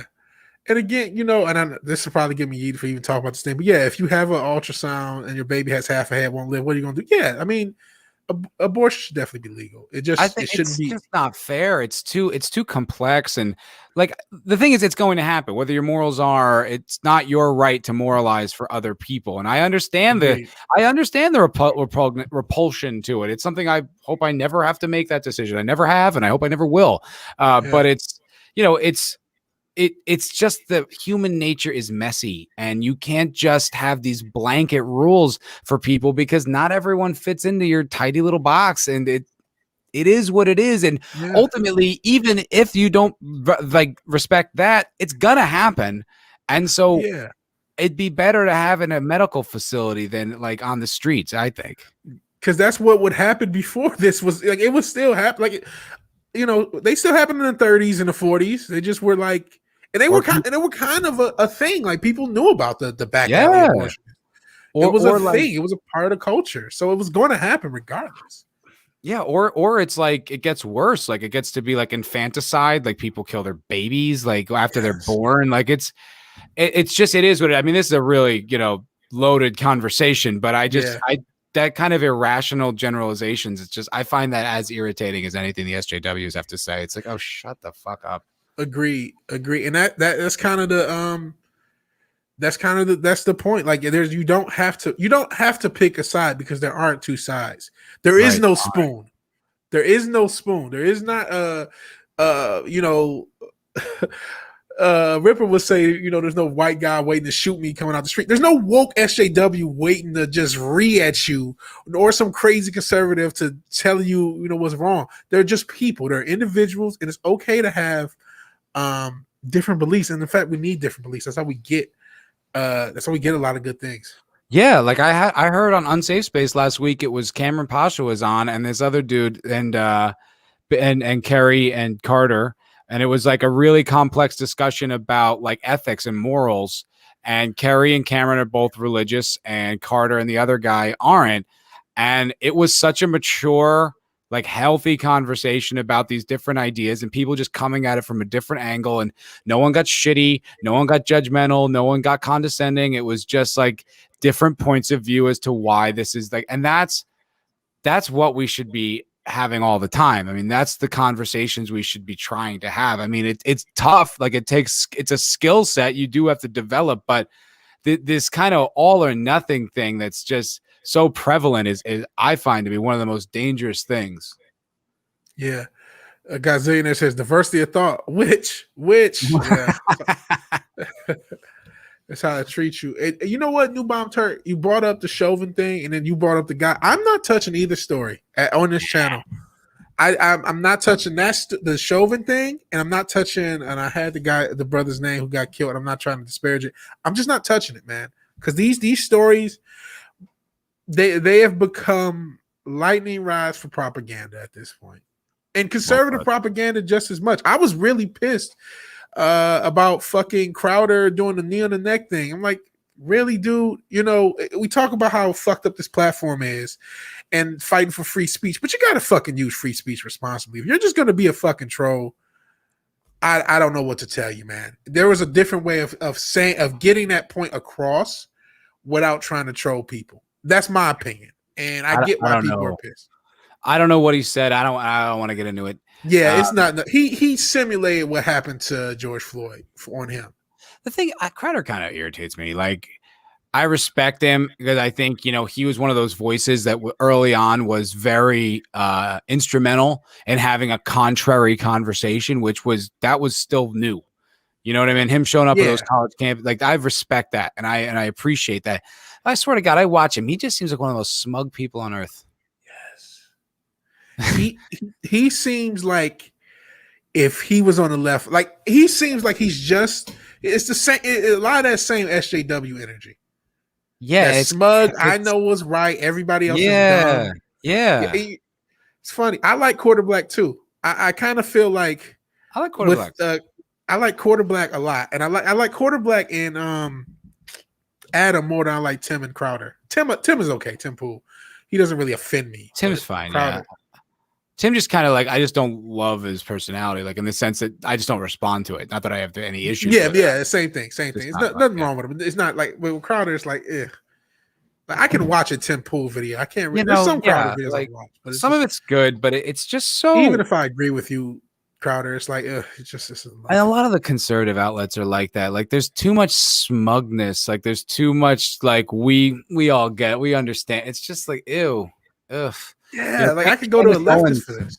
Yeah, exactly. And Candace Owens gets like that sometimes, where she's just kind of like very just like, no, I'll explain to you, and it's just like, ew. Like, I understand they're fighting a tough battle, because of the nature of conversation nowadays, and they're monsters from the left's point of view. So I can understand maybe enduring that, maybe changes. I don't know. This is my response to the person you are now, and I don't. Yeah, I don't love it. And I get that. And that 70s rock fan, I guess, see you later. I appreciate the super chat, bro. Later, brother. Later, man. Let's see if we can't get him on the cocktail lounge again. He's great. Yeah. Yeah, I'd like to have him back on. Oh, sorry. I love this description. I'm sorry. Go ahead.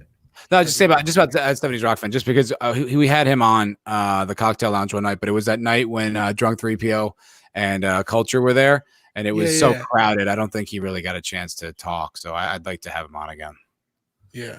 And this is a good description of Temple. He's not smug, just exhausting. He's so tightly wired. Yeah.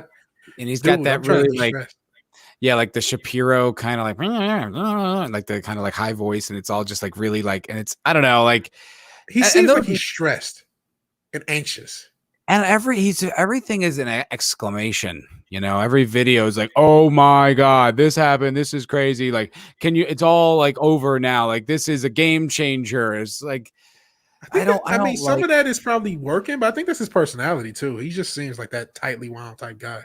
Every time I get an alert for a Tim Pool tweet, it's just like three big letters, like "what the fuck," and then it's just whatever, just an article, and you're like, I don't know, I don't like. To me, that's clickbait. I don't like that. Yeah, that's understood. Real quick, I did want to do two things before we got out of here. Cool. I want to talk. Initially, I wanted to talk about Patrisse Cullors, but I was like, I don't really know what to say. O'Neal. I was like, yeah. Huh? No. Let's. You don't want to talk about that anymore? Wait, we talk about what? Patrisse, the woman. We can talk about because it's only a little bit to talk. I mean, it's nothing to say. She ran BLM. She has a executive job at Warner, and she bought a $1.4 million home. That's not the only home she purchased, by the way. No, she has quite a few homes in that area. Yeah. She's a real estate empire. Yeah, she's one of the few people buying homes in California. Yep. Snopes, which is 100% accurate in every way, all the time. Always, every single time, and to question it. Says there's no evidence that she used donations to buy a house, but what is her job? She hasn't done anything. She only just got the job with Warner, unless she got some crazy signing bonus. There's no evidence. Okay, but there's also no the opposite. Like, there's no exoneration either. Yeah. Oh, yeah. Like, okay, so what? There's no evidence. I mean, it doesn't. It's worth mentioning this trained Marxist. Like, it's her values, even if her money did not come from donations, and I have no proof that it did. I don't care. Your whole fucking thing is you are the one who said you are trained Marxists, and on BLM it was Marxism. Marxists live in $1 million homes. How many black kids could you have sent to college with those millions of dollars? And you could have lived more modestly. I don't live in $1 million home, and I feel like I have a very comfortable, fine life. I have nothing. I want for little, but I definitely don't live in multiple homes that are a total of something like $4 million worth of real estate. Like $4 million worth of real estate. Yes. I don't think there's anything wrong with it, but you're this outspoken activist. Your principles are this, and then you don't live up to them, and we're all just gonna let that go. Yeah. No. As Islington Girl says, the proletariat are not meant to live in $1 million homes. Yeah. And Bernie Sanders the same way. He has a few interesting assets. Yeah, fucking what's her name too? That Nancy Pelosi worth like $150 million. It's like, give that to all the innocent victims then. Go homeless with all that money. You love them so much. It's just like, especially in her district. She's in San Francisco, right? Pelosi? Yeah. And there's shit everywhere in her district. Like, it's human fucking like medieval diseases are coming back because of all the trash and human shit. Yeah, that's feudalism. Like, feudalism has come back to America in a very big way. It's crazy. It's nuts. And it's these the city. I think you're starting to robo, man, because Comrade says robo Matt. No. CIA's fucking with us today. You know what? My internet here, to be honest. It's fine. It's just inconsistent. Like, it runs really fast. When I do like an internet speed test, it flies, but it's just for some reason there's like a connectivity issue every once in a while. I'm sorry, guys. I'm gonna see if there's anything I can do about that. I'm gonna talk to my roommate. Maybe we can like amp the signal somehow. I don't know. Yeah. Apparently her book, because somebody said she wrote a book, it's called The Purpose of Power. Kind of ironic, not kind of, very much so. And I'm sure, speaking of which, the book and her Warner Brothers deal is going to be what is used as the excuse for her having $4 million at home, which means she's spending, if that is the case, she's spending money like a rapper, because I can't imagine she got much more than that from her book and her Warner deal. I don't care where she gets her money or how she spends it, even if they are donations. I mean, whatever. I don't give a fuck. It's the hypocrisy of values and the arrogant preaching that everyone else should live this lifestyle, just not her. Yeah. Real quick, friend of the channel, the Nightwing of the channel, Fimmer the Ice Wolf says, Vigilante and Foulball got to bounce. Have to wake up early, so peace to you both. Don't forget what we're working at, Foulball. Peace to the chat. So peace, Fimmer. Later, Have a Fenrir. good night.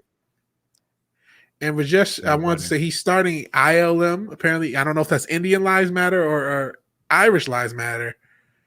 Industrial Light and Magic. Yeah, Industrial Light and Magic. Yeah, that's what I kind of thought of too. But yeah. It's very capitalist, a real estate empire, but I'm just sitting here chilling. Yeah, all of these communists are capitalists who sell communism. Bernie The Sanders second they have the access, the second they access, then the wealth, that all their values like disappear. So it's okay. So then you're not a Marxist. Like you believe you should have the power and the wealth, and the other people shouldn't. Well, have some fucking like honor and admit that. Yeah. You're an authoritarian. You're an egotistical authoritarian. That's you're a black supremacist, is what you are. You're a black supremacist. You just think you should have the power. That's what you believe, young lady. And like black people should. It should be an inverse thing. That's what you believe, right? I don't even think they believe that. Because not to go too off topic, I don't think they like black men that much. Champagne socialists. All of them. Honestly, I don't think they like straight black women that much. If you get my drift, I know. I listen to Young Ripper too. Yeah, and there's a lot of people who've made notes of the real. I've heard people say black lesbians matter and all sorts of stuff. So I won't get too much on that. I do have a subscribe star, and I think I'll make more exozones type or more risque content on there, and have a very low tier of entry. I don't want to like tax you guys if I do that, but yeah. It's that's cool. Bullshit. You have like an exozone going on. That's pretty cool. Yeah, I haven't done anything there, but I feel like there's stuff I want to talk about, either stuff that's exozony or stuff that you just can't say on YouTube. Yeah. I want to have on my subscribe star, but I don't want to like charge. Like it would probably just be $1 tier, not like tier. Just like okay, you pay $1 and you can just watch everything. That's cool. I like that. So still have access to the content. Mm-hmm. That's a good idea. But I understand like some of those pay platforms like Patreon and stuff, like they have pretty strict rules. Like you can't go on and say like real wild shit. You know what? I've seen some wild shit on people's Patreons. I think with Patreon, if you're under the radar enough, they don't care. It's when you get to like a big platform and then they'll go out of their way. Like I don't think they have any bots or anything with Patreon. I just think it's like if somebody notifies them that this person has a Patreon and they're unsavory, then they'll get gone. I haven't seen like low because there's like I said, there's some lower tier content or lower level creators that say some pretty wild shit on Patreon. Well, I know there's a woman who Tim Dillon had on her show. She's a journalist. She's pretty funny. She's actually very funny. I liked her, but she got thrown off of Patreon because of something on her website. It was completely unrelated to her Patreon content. It was just some other thing that she wrote or an article or something she had to do with. And that got her axed off Patreon. You believe that, right? That's bullshit. That's kind of why I went with subscribe star. I do know Patreon is supposed to be the stricter of the two. But again, I've seen some wild shit there. That's wild. So I do want to talk about. Oh, go ahead. No, go ahead. I want to talk about the John Cleese thing. I thought that was funny. It didn't show the what's the video? The Army of the Dead trailer to end off. So those are the last two things I wanted to touch before we get out of here. Okay. Do the John Cleese thing, and then I got a boogie. I got to go. I've got. Oh, okay. Then we could just end it after that. Then. No, do the Army of the Dead thing because I've already seen it. And just people like to hang out. The chat loves it. Okay. Well, because no, I kind of have to go. Not too. I kind of want to keep it right at 2 hours. Oh, I got something to do too myself. And yeah, we're already a little over, but it's my fault starting late. Could you bring it back up? Yes, because Jean Cleese. Yeah, having all the shitty technical issues. Hopefully, we'll be hammered out next week or tomorrow because I'm doing a stream. Obviously, I do the Vigilante Williamson show on Thursdays. And Rajesh says everyone is Irish. Believe it or not, I am indeed part Irish, amongst a bunch of other stuff like Black and Native American. So this has been an interesting story. I covered the fact that Apu is actually going to come back. The Simpsons are planning on bringing Apu back. And apparently, and this apology was so pathetic. And John Cleese, thank you, man. Honestly, just so great. I think he just had But I mean, like for just this was very entertaining. He was so good. It's like, man, we really need this type of comedy still in Hollywood. All right, let's read this. Actor John Cleese, known for his Monty Python films, as well as being a narrator for a bunch of stuff, including the many adventures of Winnie the Pooh, took to Twitter to mock Hank Azaria for his recent apology over The Simpsons' Apu character. During recent appearances on Armchair Expert podcast, Hank Azaria issued an apology for voicing Apu. While discussing an encounter he had with a 17-year-old who had never seen The Simpsons, which most people were young having because The Simpsons suck, I said to him, I'm going. Yeah, they haven't been good in about 10 years, 20 years maybe. At least, yeah. Yeah. I apologize. I'm going to say to him, and I'm going to say to you right now, I really do apologize. I apologize for my part in creating that and participating in that. And, you know, part of me feels like I need to go to every single Indian person in this country and personally apologize before we get into the I agree, Hank. Hank, I agree. And in fact, until you do, I am outraged. And I think that should be your next action. I want you to get on a bus and I want you to get every single Indian person. I want you to go to each individual's house, each person, and I want you to know their name and personally apologize to every single Indian person in this country. And when you're done with that, you go to India and you apologize to everyone there. Until you do that, I will not be satisfied. I agree. Apologize to all billion plus Indian people on the planet. Every single one. Every single person. One. Go to them personally, like you said, you pompous dipshit, and go. Do it. Put your money where your mouth is, you groveling ass. Yeah. Isn't a girl even agrees. Hanks needs to apologize to India. Yeah, you go to India and you apologize to every single person. Every single one by one. And you should wash some of their feet too. Exactly. What a fucking bigot. Bitch. Yeah, you bigot. What a fucking needy, groveling little worm he is. Really? If you believe that now, you must have had these nefarious, hostile, angry, ugly, disgusting points of view about Indian people, because to have that level of grandiosity to that apology, then it must. What did you kill an Indian person in the name of racism? Like, ugh. You voiced a character that was popular, and actually, a lot of Indian people were pissed at the guy who made that damn documentary because they liked the Pooh. What a fucking Mary! What a groveling. The Pooh is one of the most well-adjusted characters in Springfield. It's disgusting. Like, it's so pathetic. Like, I can understand being the guy after that. No, I never will either. I can understand being like ousted out and like, all right, I'll just play with made all my money. It is what it is. It's fucking, the character has to stop eventually, so I'll just move on. But to I truly shut the fuck up. I don't ever want to see anything from Hank Azaria ever again. Because you brought up a good point. When you say stuff like that, it makes me think like, well, how fucking racist are you, dude? Like, what the fuck? Right? What were you thinking? Did you like what were your thoughts when you were thinking about that character? God. Yeah. And then John Cleese, not to be outdone, he mocked Azaria's apology, which deserves mocking, as much mocking as you can. Not wishing to be left behind by Hank Azaria, I would like to apologize on behalf of Monty Python for all the sketches that we did making fun of white English people. Oh man, sorry for any distress we may have caused. That's so funny. And he doesn't stop there, which is what's awesome. He has more. He goes off on it. It's great. JD Douglas asked, and what of all those Yorkshire men made fun of? I bet they took gallons of umbrage. And he says, we settled out of court mainly for nursing home expenses. So still with the jokes. Oh, and then this is my favorite one. I love this. No apologizing to the Romans then. After all, what have Romans ever done for us? And then John Cleese says they enslaved us for over 3 centuries and they owe us reparations. I fully support the English people in their pursuit of reparations for the Roman people for the 300 years of oppression that they had. I agree. England. Absolutely. 300 years. 300 years they were oppressed. And all the raids from all the Vikings over those years, those Norse countries owe them money too.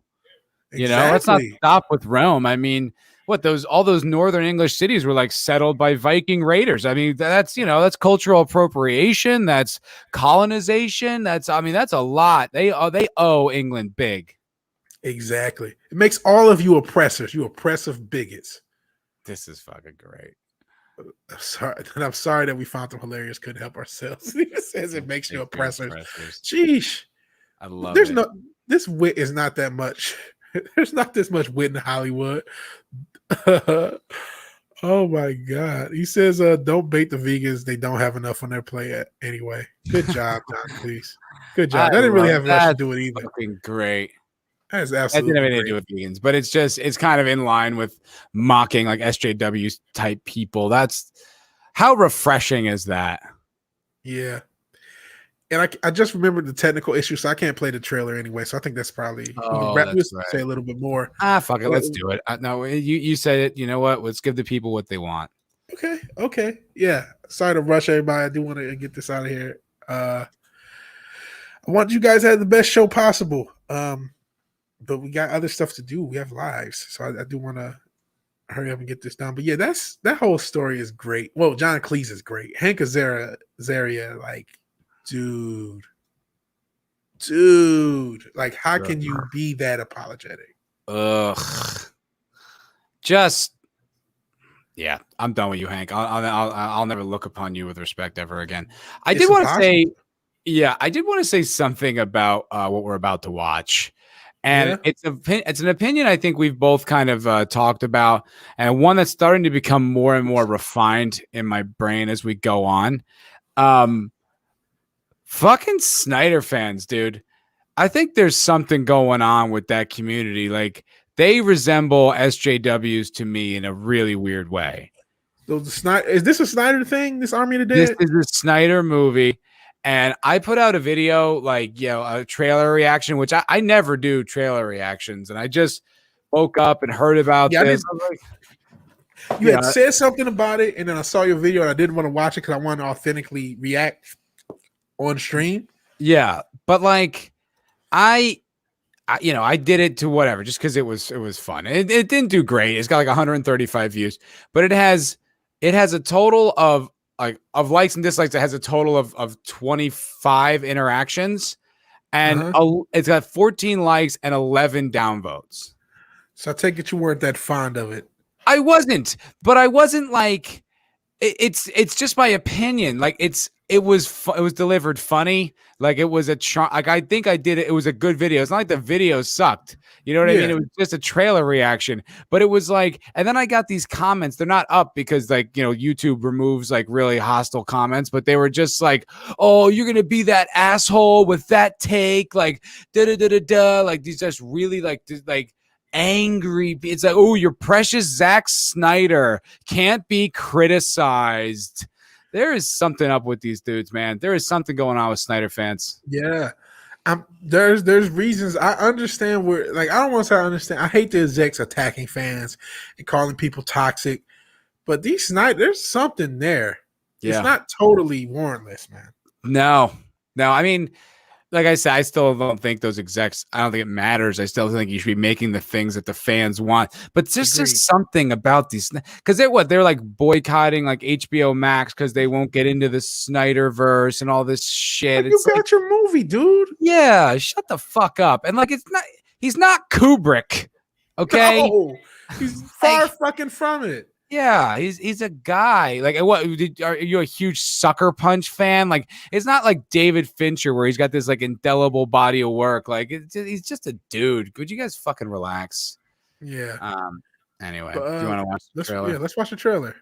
All right. Chat said it's quiet but audible. Let me. I think if I share the like, there's a way to like share the audio when you share a video, and I'll just mute my mic. Okay. Yeah, I want to make sure. Sorry, guys. We've had tons of technical issues this entire podcast. Thank you all. There's still 13 or 14 of you guys here. Thank you all for being here, man. I appreciate you guys because this has been a real rough technical issue. And yeah, it's Dave Bautista. Shout out to Dave Bautista. Yeah. Shouts with Dave Bautista. All right. Left arm. It looks fine. Like, it looks fine. Like, it doesn't. It looks. I don't know. Yeah, I love the overloading of fast jump cuts. Like, you know what really depends? If that movie is anything over an hour and 45 minutes, it's far too long. Like, that shit has to get. You know it will be. Because Zack Snyder doesn't make a short movie. Like this Snyder cut's not the first thing. 300. Well, no, not 300. Watchmen had an extended cut. BVS has extended cut. I think there's an extended cut for Sucker Punch. I don't know who will want to see it. But it's like, Jesus Christ. This could be a fun little. It's fine. You know what I mean? Sometimes you just need 90 minutes to turn your head off. But this doesn't look like it just seems Citizen Kane.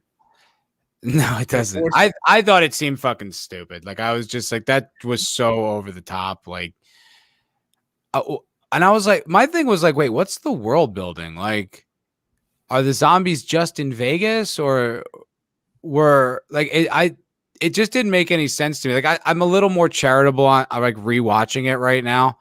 But the first time I watched it, I was like, wait, so I was expecting like they were going to go do this bank heist, and then like somewhere along those lines, zombies were going to pop out. But they're like, in Vegas where all the zombies live. I don't know. Like, it was not clear to me. And it was like, what? And also, like, I thought it was such a childish like amount of money. $50 million. It's just like, I don't know. For some reason, that number just rang out to me as like, it's so juvenile. But I don't know. Maybe it'll work. I don't know. I mean, like I said, it could be a fine, fun, simple. The zombies represent capitalism. I hope not, guys. Yeah, of course they represent capitalism. While consumer zombies, it's like, okay, I guess. I don't know. I mean, I honestly, like, I didn't like it when I watched it yesterday. Watching it this time, I think I'm less repulsed by it. But I don't know. I mean, you're like, I kind of feel you like, it'll probably be fine. I guess. I don't know. Fine. I used to always say, if it was on FX in 5 years, I might check it out if I'm not doing anything, even though I don't have FX. But that was my excuse for movies that aren't like terrible. Was like, I would watch if I had nothing. If nothing else was on and it just came on, but that's not even a thing anymore. I don't like smart zombies. I'm not a fan of smart zombies. Yeah. I don't like that at all. Like, I like, that was one of those things that like I think breaks the rules of your monsters. And I know Romero did it with like Bub or whatever. There was like, they were trainings. I don't like that. I like them to just be mindless zombies who eat brains, and that's it. Yeah. Don't go any crazier than that. They get character development. It looks like there's a romance with one of them. No, they have characterization. The zombie. Yeah, it'll be fine. No, it'll be fine. Yeah, but it turns you into a zombie, man. Yeah, maybe. It's a pretty powerful job. Yeah. It does. It's not good. It doesn't look that good. Not with 20% more slow-mo. It looks like a 2011 action movie that you didn't watch. Very well put. Yes. It's very Zack Snyder is stuck in a very specific era of the late 2000s, early 10s. Like between 2007 and 2012, all of his movies fit that vibe. My thing too is like, are we still doing zombie movies? Like, I'm good on the zombie movie genre for like a while. Like, I think we have covered that ground. Yes. I mean, The Walking Dead's still going on, but like it's been a couple years, so it's a little bit of a dead thing. Jay Glinzer says Zach copying the feral ghouls from Fallout. Why wouldn't they make a Fallout movie? I would love to see that. That would rule. Although they would fuck it up, but it would be because the feral ghouls in Fallout are like people who are victims of severe radiation. So there's like ghouls who are just people who have like destroyed skin, and they live longer. But there's people. But then there's the feral ghouls who are basically zombies who like they just attack you on sight because their brains are rotted. Yeah. Yeah. All right. Conrad Williamson says, "I'll never outgrow zombies and superheroes." No, I'm sure that I won't either. I just mean as far as new titles are concerned, it's like, all right, zombies, I guess. Ooh, now they think. Who cares? Yes, I love this. Is it really a Zach film? The trailer didn't denounce geeks and gamers. Yeah, it didn't. Yeah, exactly. Now we all think it's a Geeks and Gamers Associate. That whole thing. Not as far as geeks and gamers, as far as I'm concerned. Got the Wakanda forever. That still annoys me. That whole thing still annoys me. Gee, since you did, you're probably right. The Queen Zombie is the key to everything, man. Yeah, that's funny. Yeah, that's all. good. At the end, it'll all be about love. Yeah. I don't think that's gonna be a good movie at all. I don't really it looked ridiculous. Like they I just don't like how they have this really grounded opening. And I was like, okay, all right, this ex Special Forces guy, which we've seen a trillion times, but okay, ex Special Forces guy.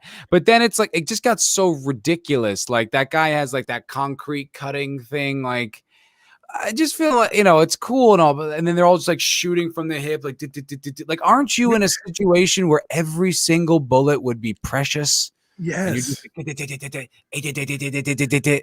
Snyder has no nuance. He doesn't understand. Like in a zombie in this movie, you're not asking for it to be fucking The Godfather, but for fuck's sake, dude. Like, what is the tone of this? I was just gonna say, pick a tone. Pick a tone and run with it. Yeah. If you wanted to do a grounded heist film that existed in a world with zombies, that as a premise doesn't sound too bad. It can be executed, right? Yeah, no. If you toned it down a little, it would actually work. I think if it was a little more high tension and like zombies in like corners and stuff like that would be cool. Yeah. But it's so over the top. Oh. Yeah, every third person you meet on the street is extra special forces. How bad? Like, how big are these fucking special forces? A lot. I guess they're not that special. Yeah, doesn't seem like it. All right, I gotta wrap it up, brother. I gotta get going. Yeah, me too. So, I want to thank everybody who showed up and who stuck it out during a very rough stream. Technically, I had my sound card still has issues because I'm listening through my TV instead of my headphones.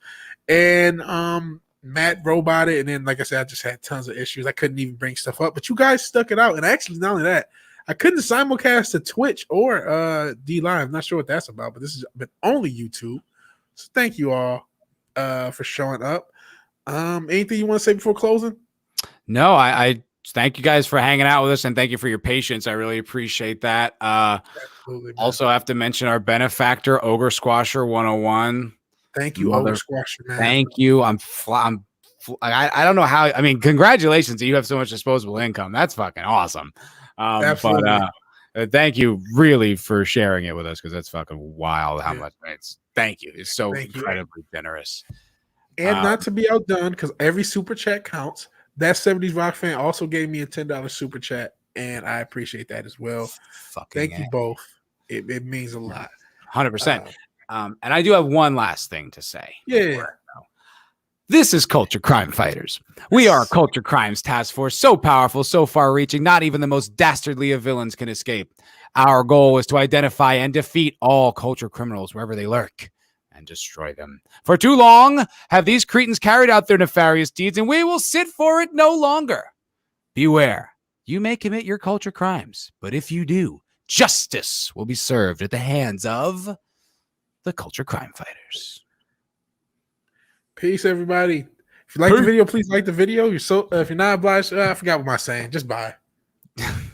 See you guys. And you know what to do. Cocktail Lounge Friday. Yes, and sub to Matt if you haven't, so you can see the show next week. Peace.